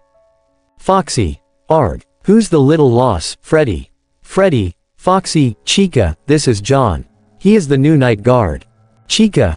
Wait, isn't he the one we were trying to go after? Freddy. Yes, Chica, but he means no harm. He hasn't brought anything that can hurt or destroy us. Foxy approaches John and looks closely at him. His hook was twisting side to side as he inspects John. Foxy. Tell me, matey, where are ya from? John. I used to be at Beacon Academy, but I got kicked because of Cardin. Bonnie. Beacon. It's that devilish place right there. Ain't that right, Freddy? Freddy. Yeah. What's your reason being here? John. Just doing my job as a night guard since I'm low on cash at the moment. Freddy. I see. Well, there's no need to get hostile and scared. We've been here all alone, stuck here since the 80s. John. The 80s. Bonnie. Don't ya know? We heard Vanessa talking to you last night about us kids being missing in the 80s. Chica. You don't remember much, do you? John. Oh. Bonnie. Well, that's okay. Do you wanna have some fun while we wait for your shift to end? John. Well, I guess. Maybe. Chica. Alright, I'll go make the pizza. Chica heads to the kitchen and makes some pepperoni pizza while Freddy, Bonnie and Foxy began to have fun with John, the latter being unfine with it at first. The first thing they did was sing some songs, mostly being Talking in Your Sleep and All Night. After singing, Bonnie teaches John to play the guitar. After 5 more times, he was getting the hang of it. They sat down in the dining area and John started to eat some pizza, which was really good. John. Damn, this pizza is amazing, Chica. Chica. I'm glad you liked it, John. Bonnie. Yeah, it's been ages that we had this much fun with someone who is alone with us. John. Don't you guys enjoy performing for kids who come here during the day? Freddy looks down and his ears flop down, shaking his head. Freddy, although we do enjoy entertaining kids and grown-ups alike, seeing them just reminded so much of us when we were alive. The other animatronics looked down, feeling sad as well. Chica. I miss my mom and my family. I don't think they'll remember me. John. Chica, I'm sure they'll remember you. I bet that they miss you very much. Chica turns her head to John. Chica. Why you think so? John smiles at her and nods. John. Yeah, Foxy, matey, you sure do have a kind heart. And for that reason, we won't harm you, unless you want us to. Freddy. Now, calm down Foxy. John here won't harm us. Besides, he did clean up the mess that those intruders did. Foxy. Arg. I guess you're right. John. Intruders. What intruders? Freddy. Well, 4 people broke in and trashed the place up, so we stopped them and ensure that they won't return anymore. John. Oh. Well, it's almost 6 a.m., so I guess we can see each other later again. Chica. Oh, wonderful. Freddy. Sure, we'll let you take your leave. Just remember, be aware of the yellow rabbit. John looked at Freddy, confused. John. The yellow rabbit. What's up with that? Bonnie. Just trust Freddy, alright. He's very dangerous. John. Oh okay. John gets up and goes to the office to gather his things and prepares to leave. He walks to the dining room and sees that Freddy and the others went back to the stage while Foxy goes back to Pirate's Cove. John. Freddy, thanks for everything. Freddy. Don't mention it. Just don't trust anyone that has connections to the yellow rabbit. John. Okay. Well, see you later Freddy. Freddy nods and is back to being deactivated along with the others. John nods and exits out of the pizzeria. He made sure that everything is locked and has placed a bar on the back door. He locks the front door and leaves the pizzeria. John goes back home and upon arriving at his apartment, he drops his bag on his bed and lies down. John. I am so tired. John goes to sleep and dreams about him being in Emerald Forest yet again. John. I'm back. Chapter 9. Unwanted Familiar Faces, Short. In his dream, John is seen back in Emerald Forest where he met the spirits of the dead children possessing the animatronics. He looks at his surroundings, confused. John. Why am I? Then, he sees the blonde boy with the other 4 absent. The boy was sitting on the ground as he was drawing something on the ground with a stick. John. Why you're one of those kids missing and possessing Freddy and the others, right? The boy did not respond to John as he kept on drawing. John. I don't know how this is possible, but why are you inside my dream now and last night? What is it do you want with me to be aware of? Is it the yellow rabbit? The boy stood up and turned to face John. Blonde kid. Yes. Even if we are friends, finding him and killing him won't do anything. It won't give us anything. John. John looked at the boy and knelt down to his level. John. Still. I want to find out whoever did this. I will make them pay. The boy just nodded and smiled a bit before frowning again. John soon hears knocking and he wakes up from his dream. He gets up and lazily walks to the door to answer it. John. Coming. He reaches the door, twists the knob and opens the door, but his face turned annoyed when he saw Team RWBY and Team NPR. John. Sarcastically, oh, great. Ruby. Hey, John. John. What do you guys want? John crossed his arms as he glared at his former friends. Ruby. We need your help. John. Oh, now you need my help. I thought you all said I was nothing more than a stupid idiot. Pyrrha. John, we really need your help. John. Fuck off. I don't wanna see your faces ever again. John was going to close the door, but Ruby held it open. Ruby. John, please. John. No. Leave me alone. Young. John, this is a serious case. John. No, bimbo. Stay away from my apartment and stay away from my life. Weiss didn't do anything as she sighed. This was a waste of time for her. Pyrrha. Professor Ozpin sent us to find you. He needs your help. John. I can contact him myself. John, with all his might, slams the door as he pushed it, knocking Ruby to the ground.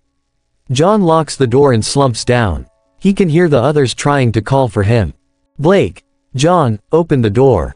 We need your help. John didn't listen and he walked to his bedroom and locks it. Back outside, Team RWBY and Team NPR gave up and Weiss spoke. Weiss, this was just a waste of time. We can do this ourselves. Yang, can you just shut the fuck up, Ice Queen? Yang's voice made the others jump a bit. Ruby, why Yang? Yang, you're wrong about him. I didn't know what came to me when I beaten him up, maybe it was your small brain that made me so angry at him. Weiss scowled at Yang as she turned around, preparing to leave. Weiss, whatever, but we need answers now and get our butts moving. Yang, yeah, but that's for Ruby to decide. What do you say, sis? Everyone except Weiss turned to Ruby, who was not responding due to feeling guilty about abandoning John and siding with the fact that he should have never been at Beacon.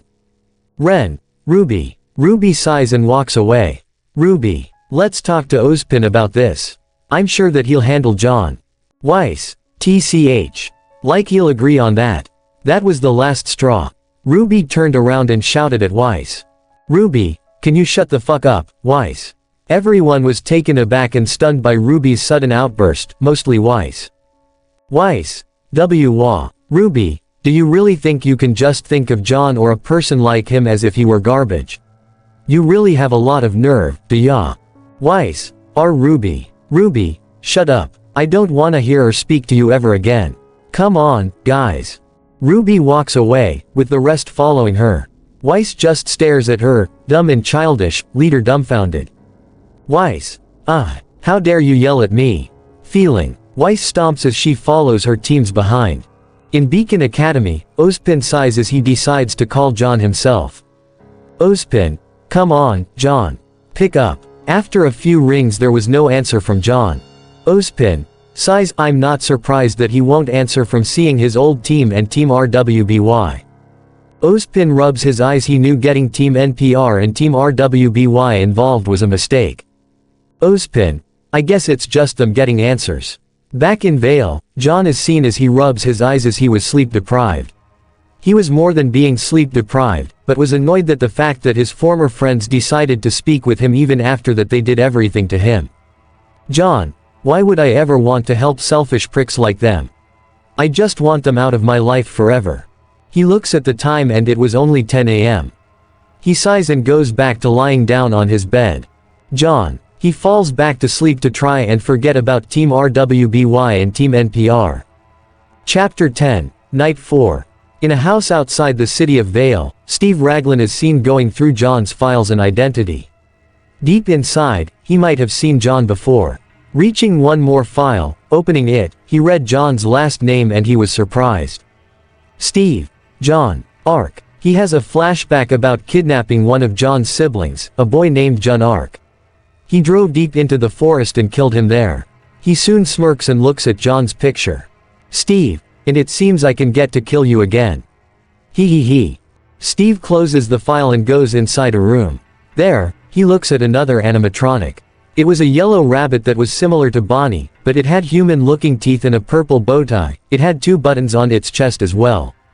Steve, you are in for a big surprise, Jaune Arc. Back in Vale, Vanessa stopped by to the pizzeria. She looks at the drawings on the wall, which displayed drawings made by children. On the center was a drawing of the yellow rabbit with 5 children. Vanessa was on the verge of tears as she looked at the drawing. Her mind played the voices of children playing with the yellow rabbit. Back at his apartment, John was getting ready for work and to meet his new friends at the pizzeria. John, okay, John. You got this and you can survive all week playing with Freddy and his friends. They seem nice though. John combs his hair and nods to himself. John, okay, let's get this show on the road. Time skip. John walks to the pizzeria. Upon arriving there, he saw Vanessa's car pulled up at the parking lot. John, Vanessa, what is she doing here? John enters the pizzeria and sees Vanessa looking at the drawing. John, Vanessa. Vanessa jolted a bit and turned around to see John. Vanessa, John, hey, what are you doing here? Vanessa, oh, I'm just stopping by for a bit. Are you ready for your 4th night here? John, yeah. Vanessa, I see. Well, mind if I stay here as well? Thought you might need some help. John, I don't mind. Vanessa, okay. John nods and walks to the stage. Vanessa, John, what are you doing? The office is that way. John. I know. I just letting them know I'm back. Vanessa looked at John, confused. Vanessa. Them. Wait, you don't mean. You'll also like. Instrumental. John nods and follows Vanessa to get some chairs. After clearing the dining area, Freddy and Bonnie both carry one of the tables with John putting a chair on top of the second table with Vanessa putting the other chair on top. After putting the table in place, Freddy carries a chair as well. Riding on any wave, both John and Vanessa carry a table and flip it upside down. That is the luck you crave. Freddy puts a chair down. They don't believe it now. Chica pushes a chair as it stands on its side. They just think it's stupid. Vanessa tells John and Foxy to put the other table on top. So got anything? Bonnie accidentally drops a chair. And Vanessa chuckles at him. Anyone could have done. Who would have cared at all? Not you. After finishing the fort, they take a look at it. It was small for the animatronics to fit in it. Chica. I think it needs to be a bit higher. Another heart has made the trade. Bonnie and Foxy sighed to each other and went to grabs another table. Forget it, forget it, forget it. They flip it upside down and carried it. They climbed onto a platform. I don't understand how a heart is a spade. Bonnie and Foxy stack the table onto the other table, which was flipped upside down too, while Freddy, Chica, John and Vanessa watch. But somehow the vital connection is made. Bonnie and Foxy successfully placed it without the table falling. Chica. He did it. John. Yeah. Bonnie then falls from being tired and both John and Vanessa ran to him, asking if he was okay. John. Bonnie, are you okay? Bonnie just gave the two a thumbs up. After completing the fort, John, Vanessa, Freddy, Bonnie, Chica and Foxy all laid down as they stare at the moon from the ceiling window. Pretend that Abby isn't there and replace Mike as John. Vanessa. I like it in here. Chica. Same here. Well, I think it's gonna rain soon. Vanessa sits up and gets up. Vanessa. I think we use the tablecloths for the roof. What do you say, Freddy? Freddy. I don't mind. They're in the storage room. Vanessa. Got it. Vanessa walks out of the fort and goes to get some tablecloths. John watches her leave and gets up as well. John. I'm coming. John leaves the fort and the four animatronics just stare at the stars and moon. Chica. I haven't had fun like this in years. Foxy. Same, matey. Actually, all of us have not. Chica. Hey. Yeah. They all stood silent as they kept on staring at the night sky. Bonnie then broke the silence. Bonnie. Hey guys, what do you miss about being alive? Chica. I miss my mom and my family. But as what John said, they will not forget me. I'm pretty sure that goes for the three of you as well. Bonnie. Yeah. I miss my family too and, rocking in school and my dreams of being a huntsman. Foxy. Arg, I miss running free on the grass of our backyard. I just miss playing with my big brother. Chica. I feel you, Foxy. I miss playing with my mom, going out with her and eating the greasy pizza of this place. Foxy. Same. Looks at Freddy. What about you, Captain? Freddy stood silent throughout the conversation as he kept on staring at the stars and moon. Bonnie. Freddy. Chica. Are you okay? Freddy sighs and answers them with a sad voice in his voice box. Freddy. I just don't know if we'll ever be free. I just wanna see my family again for one last time. I wanna move on from these suits. Foxy. Freddy. I just don't know anymore. All of this killing and roaming around the pizzeria as these robots just makes me tired and sad. Chica looks at Freddy with sympathy along with Bonnie and Foxy. Bonnie. I get what you mean, Fred. I miss being alive. We all do. But, we're friends and family here whether we're ghosts or these animatronics. Friends are forever, right Freddy? You said yourself. We'll find out who did this to us and we'll make him pay and torture him like he did to us. Chica. Yeah, we'll make his life a living hell. Foxy. I agree with Bonnie and Chica. We'll find out who did this and we'll kill him. Freddy stood silent before looking at his friends. Freddy. I guess you're right. No matter what happens, we have to stick together. Thanks, guys. Bonnie. Don't mention it, Freddy. The four animatronics nod at one another as they continued to look at the stars. In the storage room, Vanessa and John are looking for some tablecloths for the roof of their fort. Vanessa. It should be here around somewhere. Vanessa was looking for tablecloths in the box. While doing that, John finds another animatronic, but it was a human that resembles a doll. It had something on its endoskeleton. John went to see it and curiously was about to touch it, but... Vanessa, don't. John turns to look at Vanessa, who is holding some tablecloths. Vanessa, I wouldn't do that. John, something I should know about this one. Vanessa, those are spring blocks. They used it on the older models to keep the endoskeletons in place. They're extremely dangerous. Vanessa grabs a broom and triggers the spring blocks, cutting the stick in half, and it startled John a bit. John, whoa. Vanessa, yeah. She tossed the broom aside and walks her way back to the dining area, but John stops her. John, Vanessa, is there something wrong? You seem to be hiding something. Vanessa, it's nothing. John, tell me. Vanessa looks at John before looking down. Vanessa, why did you befriend them? John, what? Vanessa, I want to know. Why did you befriend them? John, I have this dream where I was in the Emerald Forest and I saw their ghosts talking to me. They meant no harm to me. Vanessa, I see. Vanessa walks away and John sighs, following her. John, Vanessa, wait. Vanessa and John return to the dining area where Freddy and his friends are. They were still lying down in the fort. John, Vanessa, can you just wait? John grabs Vanessa and she turns to John. John, Vanessa, what's wrong? Vanessa, John, you have to. She was soon cut off by Freddy. Freddy, have to, what? Freddy stood up and walked towards the duo. John, hey, Freddy. We found some tablecloths. Freddy, fantastic. Well then, let's put it on the fort. Vanessa smiles and bit and nods. Vanessa, right, let's go, John. John nods without saying anything as they placed the tablecloths on top of the fort to act as a roof. Mini time skip. It is already 3 a.m. and John and Vanessa were dancing as Freddy, Bonnie, and Chica were all singing on the stage with Foxy joining them. They were singing You Are a Pirate. Foxy, musical notes, do what you want 'cause a pirate is free. You are a pirate. Musical notes. Musical notes, yahar, fiddle-de-dee. Being a pirate is all right to be. Do what you want 'cause a pirate is free. You are a pirate. Musical notes. Foxy, musical notes, you are a pirate. Yay, musical notes. Outside the pizzeria, Team RWBY and Team NPR arrived at the location where they saw the lights on. Young, is this the place? Ruby, seems like it. Otherwise we didn't notice that police car parked here. Pira, and the lights are open. Maybe John is in there working. Ren, seems like it. Nora, I hope he's okay. Those animals look so uncanny from the photos we saw of them. Young, I agree. We're not here to sabotage his work, but we need to do an investigation regarding the missing children. Weiss, he'll be fine. Besides, we're not here to worry about him. Ruby, Weiss.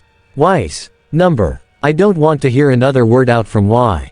Then, Ruby had enough of Weiss' spoiled and arrogant attitude and slaps her in the face hard. Ruby, I had enough of your spoiled and arrogant attitude. You're nothing but a complete copy of good-for-nothing Father Jacques. That was the last straw of what Ruby had to say. Blake, I believe Ruby is right, Weiss. If you're here just to insult John, then leave this mission.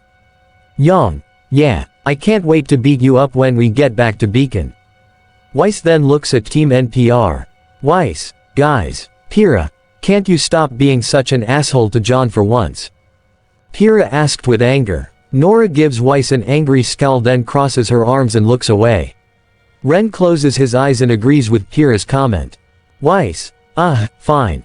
Let's just get this over with. Weiss walks towards the pizzeria and shoulder bumps Ruby. Young, hey, Young yelled, but Weiss ignores her. Back inside the pizzeria. John, that was amazing, Foxy. I haven't had fun like this ever since I was kicked out of Beacon. Foxy, thanks John. Then, they heard the doorbell rang. John, hold on, let me check the security camera. John walks to the office. He checks the outside camera and he saw Team RWBY and Team NPR. John, annoyed, great.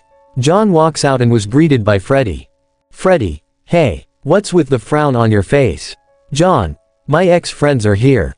The ones that got me kicked out of Beacon. Freddy, I see. Let me deal with them. John, I appreciate that, but I have a plan. Bonnie, what kind of plan? John, you'll see. Back outside, Weiss rang the doorbell, being impatient with John not answering it. Weiss, come on, you dolt. Answer already. Then, there was no response. Weiss, open up you. Then, Vanessa answers the door. Vanessa, you know, it's rude to get impatient when someone's doing her job. Then, the sudden appearance of Vanessa took them off guard. Vanessa, can I help you all with something? None of them said anything in response. Vanessa, if you don't have anything to say then leave. I'm on my shift. Ren, officer, we're looking for a guy named John. Vanessa, sorry but I don't know anyone by that name. Weiss, bullcrap. Tell us now or I'm calling the police. Vanessa, excuse me, kid. I'm a police officer too. I can have you all arrested for disrupting my duty. Vanessa reaches into her pocket and shows her police badge. Vanessa, last time I checked only 3rd and 4th year Beacon students are allowed to handle missions like this. Pyrrha, but John is a 1st year student like us. Vanessa, no, he isn't. He's a simple citizen now and knows not to get involved with huntsman business. Young, please, just let us. Then, they heard John screaming. Pyrrha, John. Pyrrha shoves Vanessa aside and ran inside the pizzeria. Team RWBY, Nora and Ren followed her. Vanessa, wait. Vanessa chases after them. Upon arriving inside the pizzeria and into the dining area, Pyrrha and everyone else saw the 4 animatronics, who were attacking John but were actually tickling him.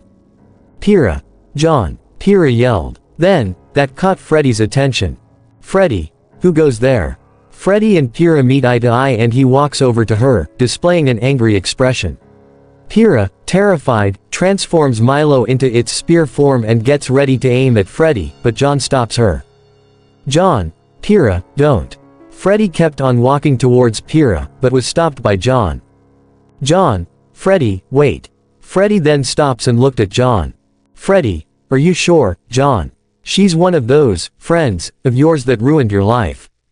John, yes but, Freddy, she should suffer like the other 4 who broke in before. Pyrrha, John, what is this?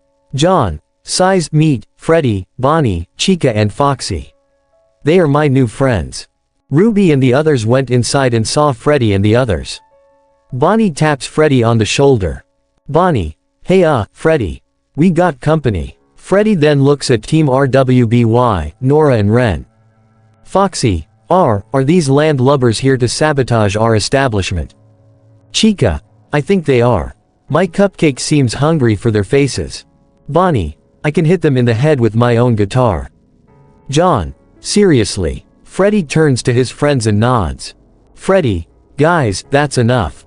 Calm down, but keep an eye on them if they try anything funny. Bonnie, gotcha, Freddy.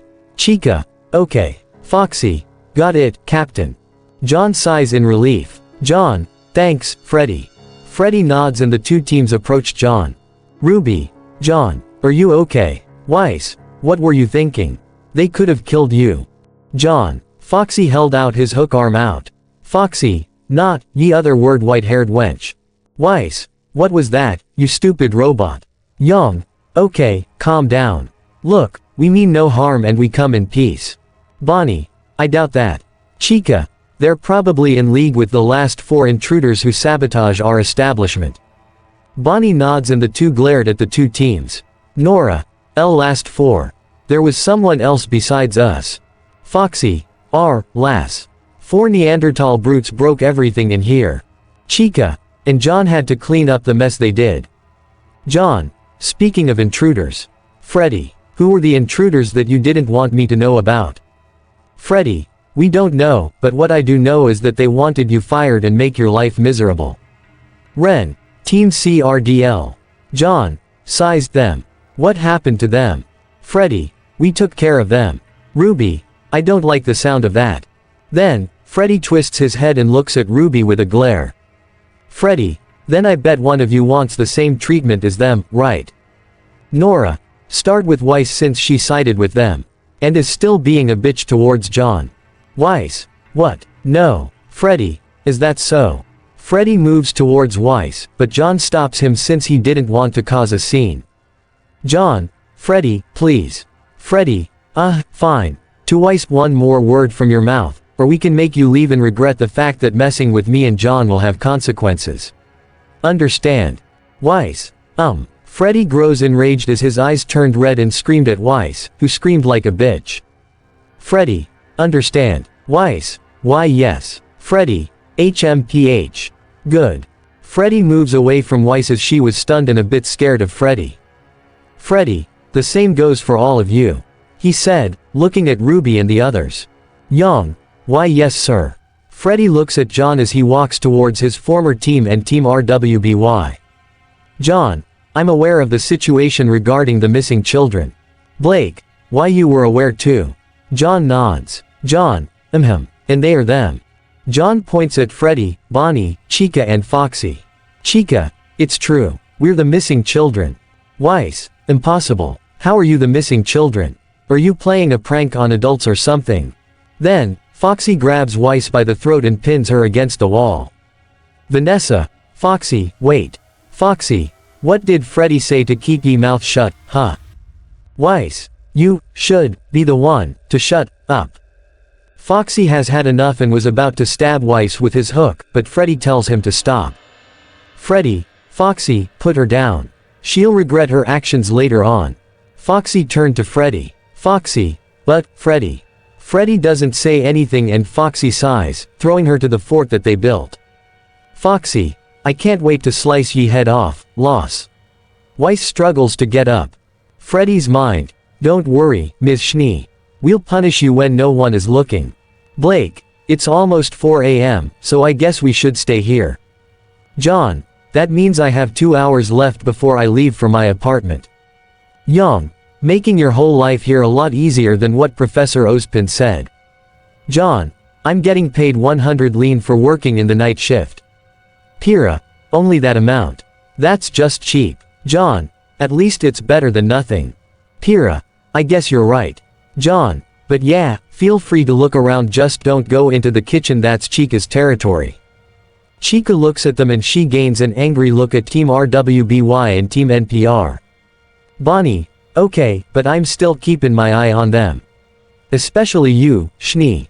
Weiss nods hesitantly. Vanessa, okay. Now that everything is settled, let's just all have fun. Ruby, oh okay. And so, John, Vanessa and the animatronics went to have fun while Team RWBY and Team NPR were watching them. Nora, I'm suddenly terrified of those animatronics now. Ren, let's just not provoke them. They do like John and Vanessa. Weiss, HMPH. Young, I seriously don't want anger any of them. Especially the bear and the fox. Ruby and Blake, same. Pyrrha did not say anything as she was just watching John, Vanessa and the animatronics sing and dance. However, she saw something inside the suits and it was dried blood. Time skip. After the 4th night, everyone was now outside the pizzeria as Vanessa was now confronting John. John, thanks for the help I guess. Vanessa, John, you need to stop being friends with them. Don't go near them and that's an order.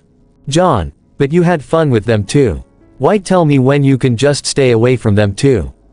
It's not my problem if you have a problem with me and the animatronics. Vanessa, just stop. It's best if you listen. When Vanessa walks away, John asks her a question. John, what are you even so afraid of? They're not dangerous to me. Vanessa turns back to John and walks towards him and threatens him. Vanessa, you can spend the night here to survive. But, for your sake, do not befriend those animatronics again. If you befriend again, I will shoot you. With that, Vanessa walks back to her car and drives off, leaving John and his former friends. Pyrrha. John, shut up. John said to Pyrrha as he walked away as well. Pyrrha. John, wait. She tries to grab John's arm, but he swifts his arm and accidentally slaps her, causing her to fall to the ground. John. I said shut up.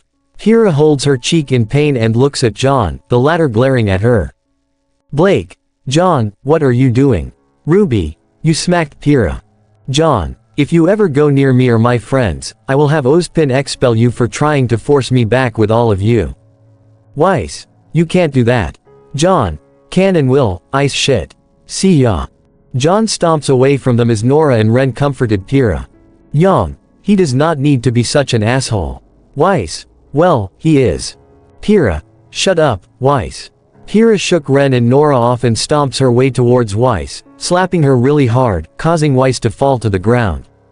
Ren. Pyrrha. To Weiss, I swear, when we get back, I will have Professor Ozpin expel you for good. Weiss. Why you can't do that? I'm a prodigy as well and you can't expel me. Are you really going to side with the faker? Pyrrha. A prodigy that only looks down everyone else. You always look down on everyone else but you are just like your father. Weiss. What? How dare you? Young. Weiss, I think you should just leave our team for good. You never accepted Ruby nor John and always look down on them. Everyone has feelings, but you don't have. Blake. Yeah, you're no better than John. Ruby looks at Weiss with a glare as she too had enough of Weiss' attitude towards her and John. Ruby, do you really think that you have the stuff? Do you really think that you're smarter than everyone else on this planet? Well, you're not. Get out of my team and never come back. Weiss looked down and balled her hand into a fist. Weiss. Weiss looked at Ruby with a glare and stood up. Weiss, you're too young to order someone older like me around. You shouldn't even be here nor at Beacon. I am more capable than you. Then, Ruby draws Crescent Rose out in sniper mode and aims it at Weiss with her finger on the trigger. Nora. Ruby. Young. Ruby, don't. We can't cause a scene here. Ruby. Fine. Let's leave the ice shit here and go report back to Ozpin. Ruby transforms Crescent Rose into its default form and leaves, with her team and Team NPR following her except Weiss. Weiss looks back at the pizzeria and just sighs and follows them. Unknown to them, the blonde boy was watching them from the window. Chapter 11, Night 4 Aftermath. Inside John's apartment, John was just inside his room, not getting over the fact that Vanessa threatened to shoot him if he befriends Freddy and the gang again. John, why can't I just make good friends? I guess it's better if I really never existed. Sighs, I should have just killed myself as soon as I got kicked out from Beacon.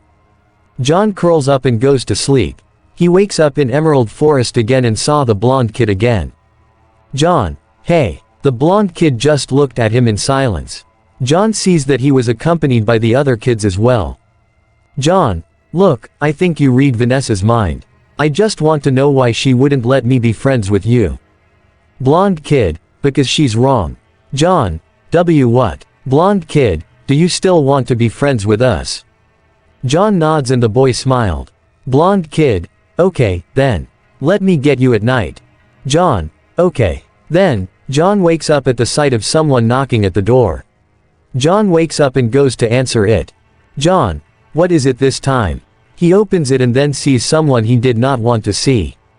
Jackson. John, Dad. Then, he sees Vanessa as she looks at him with her arms crossed. John, Vanessa. But why? Vanessa.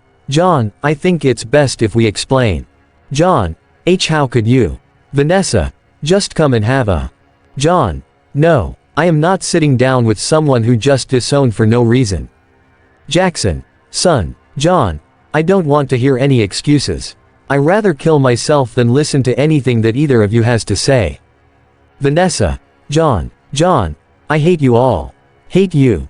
John ran back to his room and slams the door shut. He began taking his anger out by wrecking his room and destroying some of the furniture there. John, son of awe. John continues to throw a temper tantrum. Jackson sighs and turns to Vanessa. Jackson, so, I have to keep an eye on him. Vanessa, it's for his own safety. I'll get somebody else to do the night shift for him. Jackson, I see. Then, I'll keep an eye on John. Vanessa, thanks. Vanessa leaves and hops back in her car and drove off. Back at Beacon, Weiss decided to take over John's work. The reason why is because she wants to end his career and make his life miserable by destroying Freddy's. However, the kids all planned ahead of Weiss. Ruby, what should we all do today? Young, we should rest. I'm so tired from last night. Blake, same. I mean, Professor Ozpin gave us an excuse for all of our classes. Ruby, no more quiz from Professor Port. Young, I can get behind that.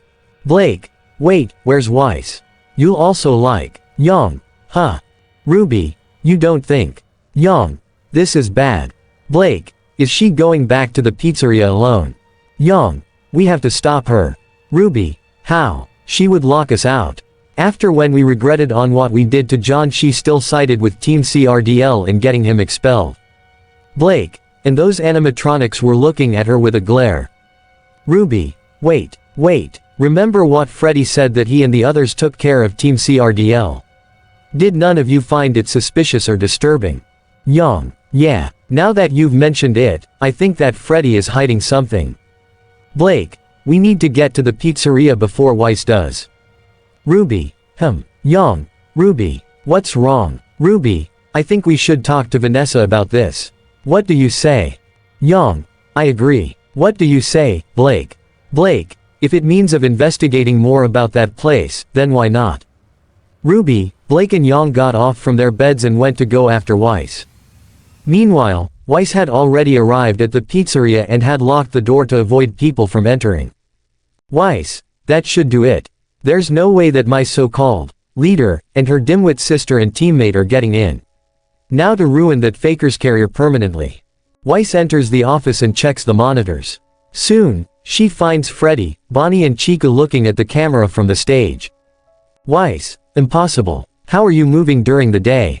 Weiss checks the backstage and saw something weird. It was another Freddy suit, but it was gold in color. Weiss, what is that? Weiss zooms in and the suit looks at the camera and makes a demonic gurgle as Weiss starts to have hallucinations.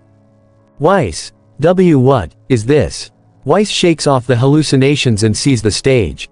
To her shock, the animatronics were all gone. Weiss, where did you all go? Weiss hears footsteps and sees Bonnie near the door. She closes it just in time, but Bonnie was punching the door to get in the office. Bonnie, hey, Ice Queen. Voice gets demonic, it's time to die. Weiss, not on my watch. Weiss grabs an axe and prepares to open the door and swing it at Bonnie, but she hears a distorted moan coming from the other door. Chica, check your right. Voice gets demonic because you're vulnerable now. Weiss throws the axe at Chica, but she catches it and throws it back at Weiss, who dodges it. She grabs it and swings it at Chica, who dodged it and punches Weiss in the face. Chica, time to die. Weiss kicks Chica and escapes the office. Bonnie, get her, Foxy. Foxy, right away. As Weiss ran, Foxy gets out of his cove and chases after Weiss, but the Schnee outsmarts the fox by making him run into a wall and Weiss runs towards the back room and locks the door. Weiss, take that you stupid robots. Then, Bonnie and Chica were banging at the door to try and get in. Bonnie, you will regret the fact that you trespassed here. Chica, I'll smash your face with hard pizza. Weiss, I like to see you try. Then, Weiss remembers that there were 3 animatronics out there. Then where was Freddy? Weiss, wait, where's Freddy? Hello, Weiss Schnee. Weiss turns around and sees Freddy standing right in front of her. Weiss attempted to exit the back room but with no success. Weiss, why is it locked? Open the door, you stupid rabbit. Freddy, nobody will save you from his voice gets demonic, you'll die here like the others before you. Weiss was scared shitless and Freddy approached her with black eyes with red pupils. Freddy, now would be a good time to hold your breath. Then, in a flash, Freddy punches Weiss, knocking her unconscious. Chapter 12, Night 5. Back in John's apartment, John was just inside his room. Ever since Jackson tried to talk to him, John had the door locked and has not eaten anything since breakfast. Jackson knocks one more time to try and talk to him. Jackson, John, come on out. Aren't you going to eat something? There was no response and Jackson sighed. Jackson, well, suit yourself. Jackson goes back to the living room to watch TV. He sits down on the sofa and changes the channel. When he saw a channel that he likes, he watched it. However, there was another animatronic behind him and it was the golden version of Freddy Fazbear, but with a white pupil, a missing left ear and a MKS Sing left eye with wires hanging out of its socket. Inside the room, John was just doing his own thing, but he heard a thud in the living room. He exits his room and sees Freddy. John, Freddy, Freddy. He ran towards Freddy, but stops as he saw the blonde kid in front of him. Blonde kid, I'm not Freddy. Come on, the others are waiting. It's time to play. John smiles and nods. He then saw his father, who was lying down on the floor. John, what happened to father? The blonde kid chuckled at his question and answered him. Blonde kid, he fell asleep. So, wanna come? John nods in response. John, well, how do we get there? Time skip. It was already night time and John stops a taxi. He gets in and the driver looks at him from his mirror. Taxi driver, where to, young man? John didn't say anything to him. However, the taxi shook as if something heavy came inside. Taxi driver, what the? Upon seeing what came inside his taxi from his view mirror, he was startled a bit. Taxi driver, oh my goodness. He turns around and sees Golden Freddy aboard with John chuckling at him a bit. Taxi driver, not funny, dude, turns back to start his taxi. Why do I always get the weirdos? He mutters before driving off with John and Golden Freddy. Back at the pizzeria, Weiss wakes up and looks at her surroundings. Weiss, where am I? Weiss tries to get up, but she sees her hand strapped along with her chest. Weiss, what is this? Help, get this thing off me. She hears a sound from a chainsaw and, to her horror, she sees a mask coming close to her face with blades spinning around. Weiss, no, I can't die like this. She unscrews the strap as fast as she can with her fingers. The mask moves towards her face slowly, but fast at the same time. Weiss, see, come on. Weiss was panicking as she was still unscrewing the strap. She succeeds and removes the other one before sliding down just in time to avoid the mask from going to her face directly. She takes a step back before bumping into something. When she turned around, she saw something that would give her nightmares. It was none other than Team CRDL's corpses. Cardin's head was sticking out of another animatronics suit with his eyes still open. Weiss covers her mouth and sees Dove's ripped off face. Beside his corpse was Sky's. His face had been bitten off by Mr. Cupcake to the point where it was no longer recognizable as the latter's. Russell had a scratched face, but his guts were falling out from a sliced opening. Weiss walks, but was limping due to the fact that she received a scratch from something on her leg. Her aura was not working on her as she kept on limping towards the back door. She tries to open it, but it was not budging. Weiss, come on, open up, hurry. Then, she hears humming as she turns around. She sees Foxy down the hallway and was frozen with fear. Foxy, musical notes dum, doodly dum, dee dee dum, dee dee dum. Musical notes. Foxy stops humming and runs after Weiss. She screams, but manages to open the door and exits out of the pizzeria and closes the door on Foxy before passing out. Meanwhile in John's apartment, Team NPR are with Ozpin as they saw Jackson. Pira. What happened here? Nora. Is he dead? Ren went to check his pulse and Jackson was indeed dead.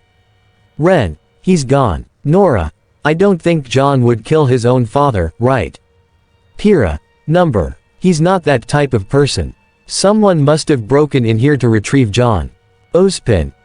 Ozpin saw some big footprints on the floor. Team NPR also saw the prints too. Nora. Those are big footprints. Ozpin. Indeed, Ms. Valkyrie.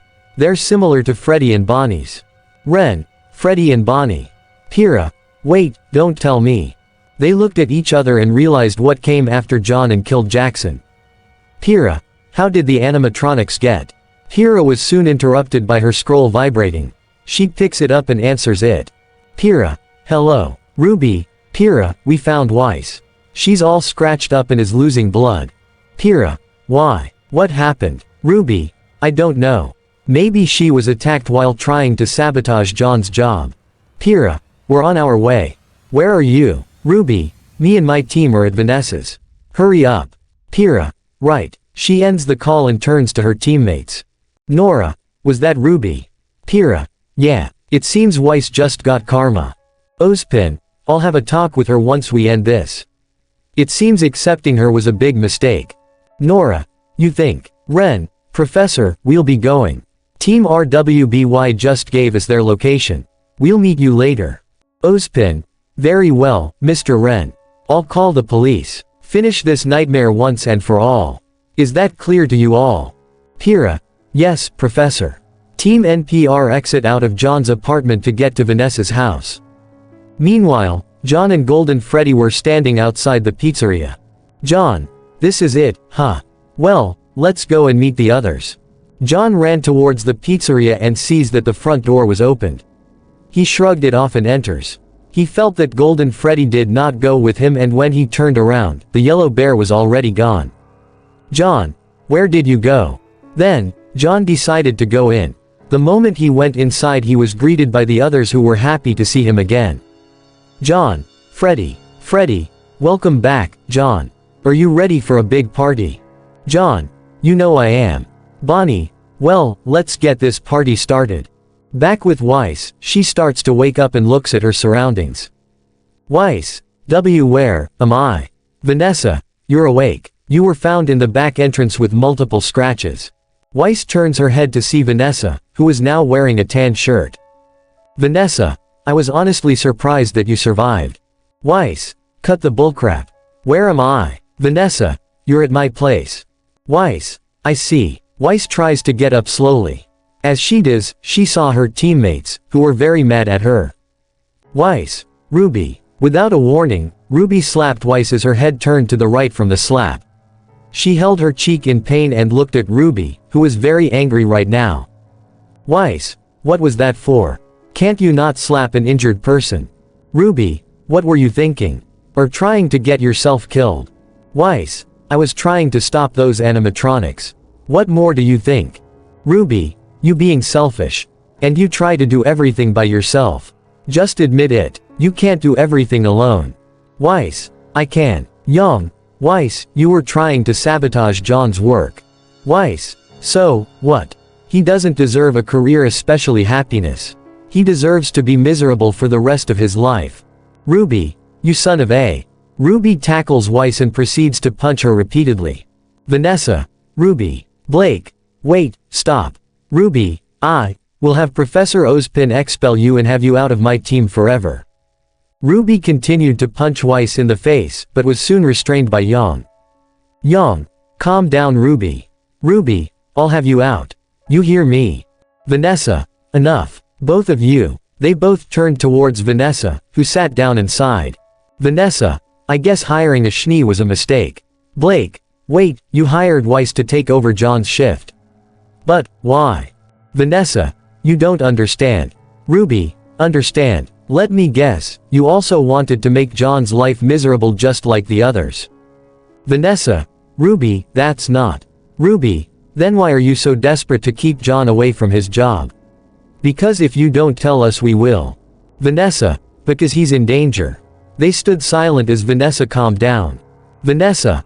I tried to warn him, but he just managed to befriend Freddy and the others. I wanted him safe, that's all. Young. You know something. Spill it. Vanessa. It's. Then, Team NPR arrived just in time. Pyrrha. Guys. Ruby. Pyrrha. Nora. What happened? Is Weiss dead? Weiss. I'm still alive, pancake lover. Nora. Drat. Ren. Did we arrive at a bad time? Blake. No, Officer Shelley was about to tell us something. Pyrrha. About, what? Ruby. Sighs, about Freddy's. Ren. Is that true? Vanessa. Yes. I know every detail of it, especially the owner of that place. Young. Then, tell us everything. Vanessa sighs and begins to tell them the truth. The dark truth. Vanessa. In the 80s, when those kids went missing, the police searched Freddy's from top to bottom. Every inch was accounted for. But they never found them. Young. They never found them. Vanessa. Nods. The man who took them, he was a very bad man. A very cruel man. Also a clever man. He knew the parents would cry, and the police would come looking. And he knew there's one place they'd never think to check because, why would they? I mean, why would anyone? It's not just their ghosts that are inside those machines. It's their bodies. Team RWBY and Team NPR were shocked to the core. Weiss remembered that he saw Team CRDL's corpses in the suits of other animatronics in the back room. Weiss. They did the exact same thing to Team CRDL. Young. Team CRDL, they're dead. Vanessa. You have to understand, the kids, they don't want to hurt anyone. Ruby, but they wanted to hurt us. What makes you say that they don't want to hurt anyone? Vanessa, because, it's him. He influences them somehow. He took everything from them, but they don't remember. Ren, who, Vanessa? Vanessa, I tried to warn John. I really did try in my own way. But it's too late now. He knows that you're all looking for him. He'll be coming for John. Pyrrha, you need to tell us who he is. We need to know. Ruby, Vanessa, please. Let us know. You can't keep things a secret forever. Vanessa hands them a picture when she was a child along with the yellow rabbit beside her. She is seen holding a toy plane. Vanessa, his name is William Afton. He's my father. Weiss, your father. Nora, that asshole who murdered those innocent children is your father. That son of a bitch. Pyrrha looks at the photo and sees the airplane as she had a flashback before John's transcripts were revealed. Flashback. John, I used to have a brother. He and I were the only siblings that were male. One day, when me and my family went camping in the woods, someone took him away. He was last seen with a toy plane in his hands. Because of that incident, my father neglected me and told me to give up on my huntsman dream. Flashback ends. Pyrrha, why you knew? Vanessa cries and looks down in guilt before looking back at Team RWBY and Team NPR. Vanessa, guys. Pyrrha, after this whole time, you knew. John's brother, you knew. Vanessa, not about John, no. At least, not when we met. I'm so sorry. The two teams didn't say anything as Vanessa continued to silently cry. Ruby, all this time, you were carrying Freddy's with you. Your guilt, your father. Young clenches her fists and glares at Vanessa. Young, you should have told us. John could have been killed by those things. What did they want with John? Vanessa, they want to make him like them. Blake, you saw him playing with them. And you knew what they were capable of, and you didn't say anything. Nora, and thanks to you not telling us, Fearless Leader is gonna end up like Team CRDL. Vanessa, I know. I'm so sorry. They all stood silent until Pyrrha speaks up. Pyrrha, tell us how to stop them.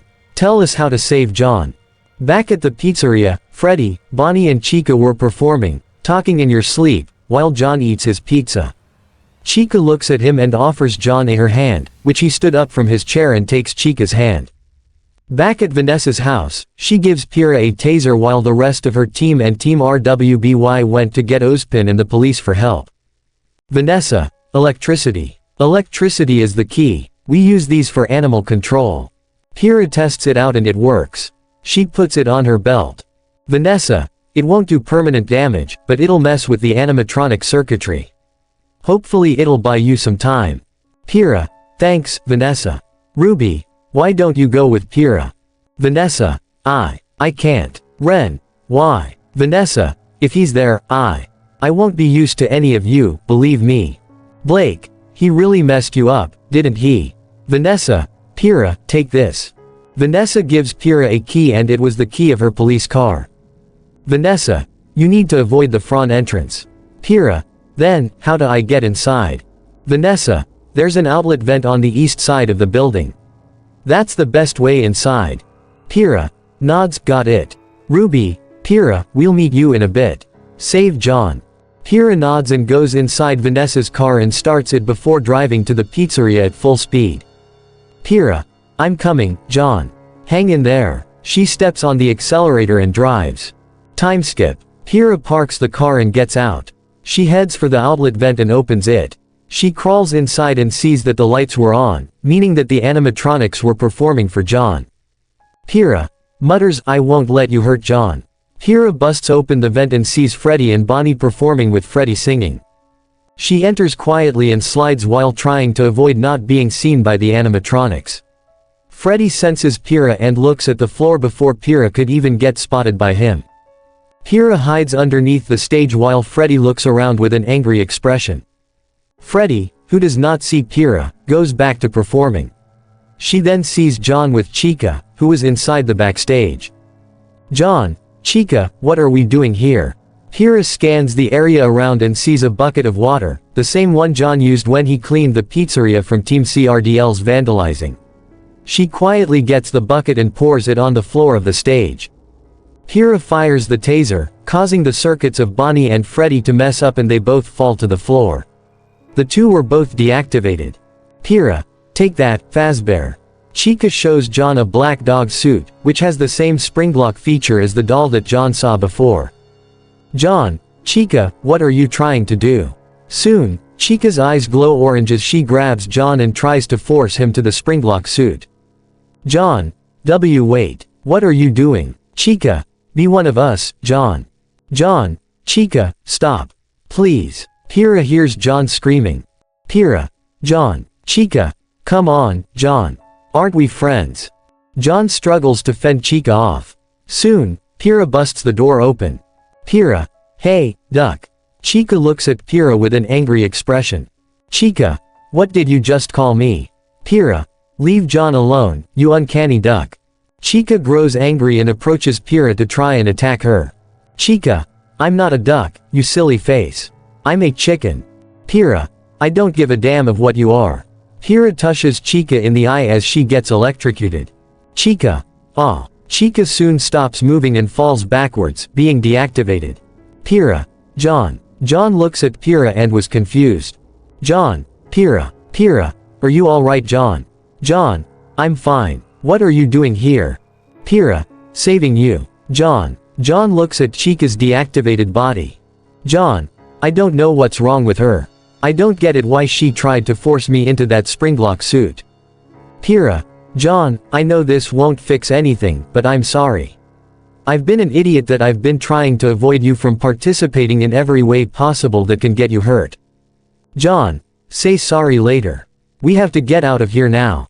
Pyrrha nods as they walked of the backstage. Unknown to them, Mr. Cupcake was watching them the whole time. As they went to exit out of the pizzeria, something onto John's leg. John, ah. Pyrrha turns around and looks at John and that he was being attacked by Mr. Cupcake. Pyrrha, John, go, Pyrrha. Go, Pyrrha. But. John, save yourself. Pyrrha, catch. Pyrrha tosses her taser, which John catched and Pyrrha ran. Mr. Cupcake kept chewing on John's leg as he tries to shake the robot Cupcake off. John, let go. Pyrrha runs to the arcade room, however, the ghost that possesses Foxy watches her run before going back and possessing Foxy. Foxy comes out of his cove with red glowing eyes. Back with John, he touches Mr. Cupcake, deactivating him and forces to let go of John's leg. John stands up, but limps due to the wound that he received from the cupcake. Back with Pyrrha, she was hiding from Foxy, who was looking around for her. Foxy, ya no loss, you can't hide forever from ye worst nightmare. Pyrrha's mind, I can't destroy Foxy. I did not bring Milo with me. Foxy slowly approaches to where Pyrrha is hiding. Pyrrha backs up slowly, but accidentally backs into an arcade machine, causing it to turn on and make a noise. Foxy turns to the sound and Pyrrha hides again and covers her mouth to keep her silent. Foxy, come out, ye clown. I heard that you were the Mistral champion, right matey? How are you so scared of us? Back with John, he looks around for Pyrrha as he calls her name. John, Pyrrha, where are you? Then, he heard footsteps at the entrance and from the darkness comes with another animatronic with glowing eyes. It was a yellow version of Bonnie, but with square-like teeth on both its upper and lower jaw. It had a purple bow tie and 2 black buttons on its chest. There were holes all over its body on the right side. Unlike the other animatronics which had 4 fingers, this one had 5 fingers that articulate. John brings out his taser and touches the yellow rabbit, but it had no effect on it. The robot laughs as John stood frozen upon seeing the animatronic. John, what the? The mascot looks at John and charges at him. It pushes John with force that it caused the latter to be sent to a wall, making a small dent. Back with Foxy, he steps on a ball as part of the ball pit and approaches it. Foxy, let me tell you something, Loss. You may think that me and John are gonna be best friends forever, but in actuality, we murder every person that steps into this pizzeria. Pyrrha was hiding underneath for her not to get spotted. Foxy looks down with his red eyes and scans the pit. Foxy, come out of there, right now. He finds Pyrrha and they made a brief eye contact. Before he could do anything, someone electrocutes Foxy from behind and causes him to go haywire. Foxy, erg. Pyrrha gets back up and sees Vanessa. Pyrrha, Vanessa, you came. Vanessa nods and they both looked at Foxy. Foxy, CC curse you. His voice goes low and finally deactivates. Vanessa, I need your help to get John to safety and to help him. Back with John, he was getting kicked by the yellow rabbit and it speaks. Yellow rabbit, you couldn't just leave it alone, could you? The mascot laughs at John weakly trying to get up. Yellow rabbit, ha ha ha, lucky me. This is perfect. First I killed your brother. Now I kill you. John looks at him and then had a flashback that he forgot. He had brother that was kidnapped in the middle of the woods. Flashback. John. He chases after the black car, but stops as he couldn't catch up to it. John. Flashback ends. John. You. Yellow rabbit. That's right. Symmetry, my friend. John. Go to hell, you fucking bastard. He runs up to John and kicks him as he sent him to the air and crashing to a wall, knocking him unconscious. Yellow rabbit. Wake up, children. I have something for you to play with. This is gonna be so much fun. He calls out to the animatronics as they reactivate and get up from their deactivate state and their eyes glow orange. The yellow rabbit walks around John's body as he speaks to them. Yellow rabbit, little ones tell me that you managed to befriend them. I'm sure that you'll love it here.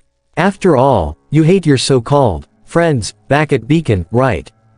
He brings out a knife and sharpens it using the hand of the animatronic. Yellow rabbit, first, I'll kill you. Farewell, Jaune Arc. Before he could kill him, a voice tells him to stop. Vanessa, that's enough. He turns around to see Vanessa, pointing the gun at him. Vanessa, drop the knife. Yellow rabbit, a little old for temper tantrums, aren't we, Vanessa? Vanessa, I'm not kidding, Dad. The yellow rabbit takes its mask off, revealing to be Stephen Raglan, who is now identified as William Afton. William, you may have forgotten your loyalties, but I assure you, they have not. He gestures the animatronics as they look at the situation while surrounding them. He drops his mask down as he looks at Vanessa. Pyrrha. John. Pyrrha rushes to John and kneels down. She tries to wake him up. Pyrrha, please wake up. William, to Vanessa, now, put that thing and help me clean up the mess that you created. Pyrrha, please, John, please, no. William, to Vanessa, come on. Chuckles, we both know you're not gonna use a. William did not finish his sentence as Vanessa shoots him, the suit not triggering the spring locks and did not cause a hole in the suit. Pyrrha. John. John wakes up and looks at Pyrrha. Pyrrha. John sits upright and sees William confronting Vanessa. Vanessa. John gets up and goes after William. William, to Vanessa, you had one job. 1. Keep him in the dark and kill him if he got too close. Vanessa, that's 2 jobs. Then, William chokes Vanessa and pins her into one of the arcade games. Soon, John jumps at William and they both crash to the floor. William, well, you son of a. He was soon met with John punching him in the face. William rubs his cheek in pain and prepares to stab John. William, I will kill you the same I did to those kids before. I will start with you and those students at Beacon. He looks at Pyrrha and smirks. William, starting with her. John, you wouldn't dare. William, oh, I will. William was about to walk towards Pyrrha, but Pyrrha used her semblance to lift an arcade and throw it at William, but he punches it with brute force. Pyrrha backs up in fear as John grabs a paper by the prize corner and begins to draw. He had a flashback of what the animatronics love. Flashback. Freddy, we love drawings. We just look at them every night. Flashback ends. John, I'll make sure you get a taste of your own medicine. Pyrrha was then sent to a wall as it made a crack. Her aura heals her and she gets back up. William, it's time for you to suffer. William raises his knife and prepares to stab Pyrrha, but Vanessa grabs his arm and he turns to see her. William, let go, Vanessa. Vanessa, I won't let you hurt her, too. Soon, William stabs Vanessa in the abdomen and she looks at her father. Vanessa, Dad. Vanessa collapsed to the floor with the knife still stabbed onto her. William sees John taking out the drawing and approaches him. William, hey. Pyrrha makes her way towards the back room and turns off the electricity while John places the drawing he made. The pizzeria goes dark and Pyrrha converts all of the electricity towards the drawing that John made. It showed the yellow rabbit killing the 5 children, which the animatronics noticed. Freddy. What? Freddy soon held his head as he had flashbacks on when he was killed by William years before along with 4 other children. Freddy lets out a screech of pain and his eyes shifted towards William. John. They can see you now. William was about to attack John, but Foxy gets in front of him. John. They now know of what you did. William. To Foxy, move. Chica. To William, you lied to us. All of us. Bonnie. You're gonna regret that, pal. Foxy. And no one tells me what to do.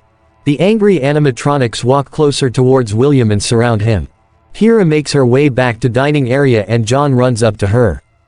John. Pyrrha, let's get out. John looks at Vanessa's body and carries her in bridal style. John nods and leaves while Freddy and the gang surround William. William. To Freddy and the gang, look at you. Look at the nasty things that you have become. Look how small you are, how worthless you are. You are wretched, rotten little beasts. I made you. Freddy. No one made us, you took everything from us. Chica. Get him, Mr. Cupcake. Mr. Cupcake jumps off Chica's hand and bites into William's suit, which he tries to take him off. William. Get off me. As William got Mr. Cupcake off, the sudden movement triggered the spring lock to the suit to engage. William. Oof. Then, the other triggered as William felt it digging into his side. Then, the other as well. He gets on one knee and feels the other one on the other side of his torso. William whimpers a bit and looks at the animatronics, who looked at him with yellow eyes. As William continues to get punctured by the spring locks, he grabs his mask and looks at Freddy. William. I always come back. He puts it on as he continues to get spring locked. Freddy. You will never come back. William collapsed on the floor as the pizzeria begins to crumble down. The electricity flickers and the windows burst and shatter. The gasoline in the kitchen spills and the faulty wiring touches it, causing it to catch on fire. Pyrrha. What's happening? John. It's the spring locks. The rest of the pizzeria catches on fire while the 4 animatronics surround William. Soon, the eyes of Freddy, Bonnie, Chica, Foxy and Mr. Cupcake glow red as they stare down at William. Freddy lets out a screeching sound and tells the animatronics to drag William away, with Foxy dragging him by his hook attached to his shoulder. They drag him to the back room as the fire grew wild. John. Freddy, everyone. Pyrrha. John, we have to go now. Freddy turns around to see John and nods at him before being engulfed in the flames. John and Pyrrha ran out of the pizzeria as it was going to blow up. Pyrrha. It's gonna blow. As they ran out just in time, the pizzeria blows up, causing John to shield Vanessa with his body while Pyrrha stumbles onto the ground. They looked behind and saw the pizzeria in flames as the building crumbled down to its foundations, notwithstanding the heat. Soon, sirens can be heard as they saw fire trucks and police cars approaching the location. Ruby. John. Pyrrha. John looks at Ruby and she wraps her arms around them. Ruby. I'm so glad that you both are safe. John. Yeah. Soon, Nora, Ren, Weiss, Blake and Yang walked towards them and hugged them except for Weiss. The firemen put the fire out with their fire hoses, and as the smoke goes up into the night sky. Epilogue. A few days had passed since Freddy Fazbear's pizza burned to the ground and John is inside his apartment sleeping. After the incident that night, Ozpin offered John to come back to Beacon Academy, but he said that he was fine on his own as he can find another job. Ozpin agreed and headed back to Beacon alongside Team RWBY and Team PRN Prune. After that, Ozpin had Weiss removed from Team RWBY due to the attempts of sabotaging John's job that Team CRDL did after his second shift. Speaking of Team CRDL, their bodies were burnt beyond recognition, but recovered their bodies nonetheless. They were cremated and there was no funeral for them. Weiss was forbidden to go back to Beacon alongside Glinda, who was fired for letting the students beat John up during her hours of teaching. The students were given punishments except for Team RWBY and Team PRN. Team CFVY also were not given any punishments. Currently, inside his dream, John is in Emerald Forest. He is talking to the blonde boy that possessed the Golden Freddy animatronic that came into his apartment and thanks him for everything. Blonde kid, thank you for everything, John. We appreciate that you helped us despite Mr. Afton controlling us to kill you. John, it's okay. I'm glad to help you guys out. But, blonde kid, we're not leaving yet. John, what do you mean? Blonde kid, although our vessels had perished in the flames, he's not finished yet. John, then, how is William? Blonde kid, what about you?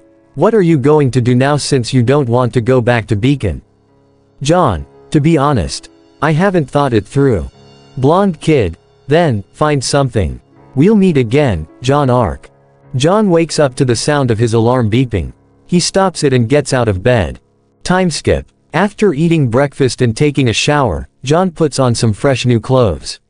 He sighs and exits out of his apartment and goes out on a walk. John's mind, it's been a few days.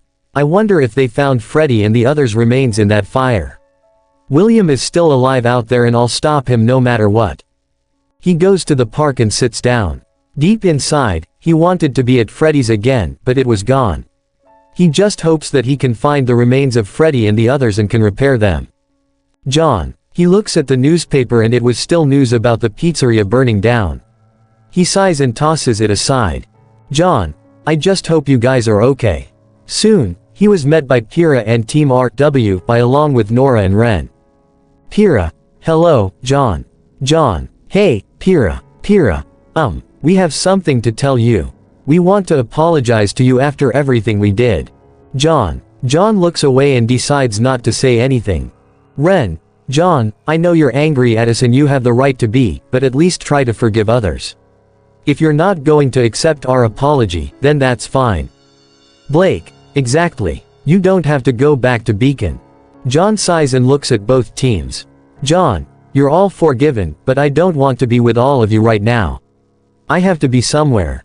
Ruby, are you gonna visit Vanessa? John, yeah, I just haven't gotten the chance to thank her.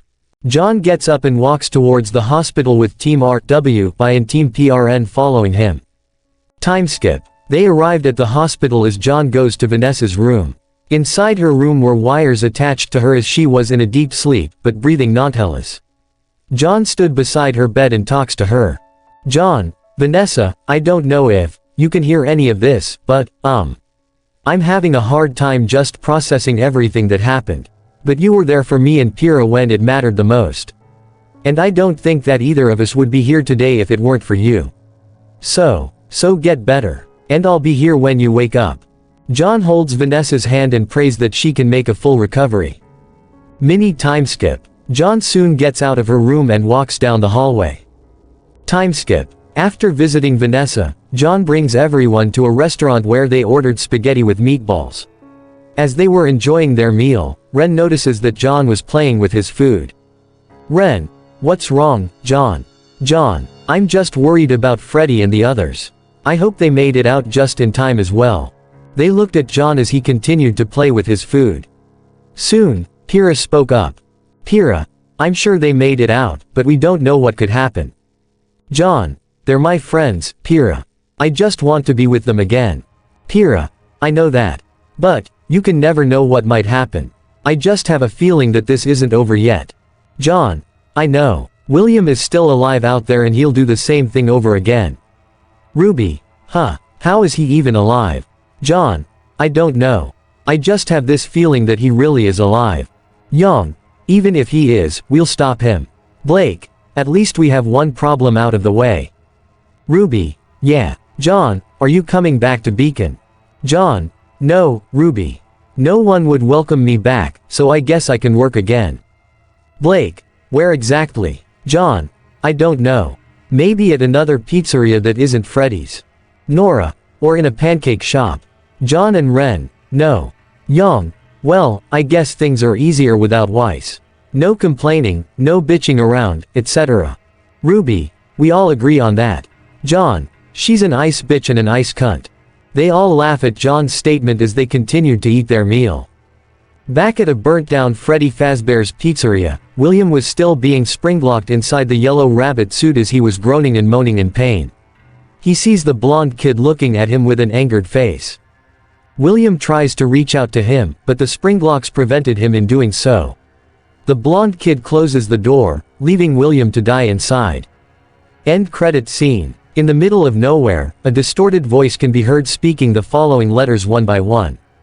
C, O, M, E, F, I, N, D, M, E. The following words spelled out were, "Come find me." This someone was inside a giant gift box as it was struggling to open the top. Soon, a figure comes out. It was slender and black and its eyes were lit with white dots. And this is the end of this amazing Halloween special. I hope you guys like it. Do not forget to leave a comment down below and subscribe to the channel.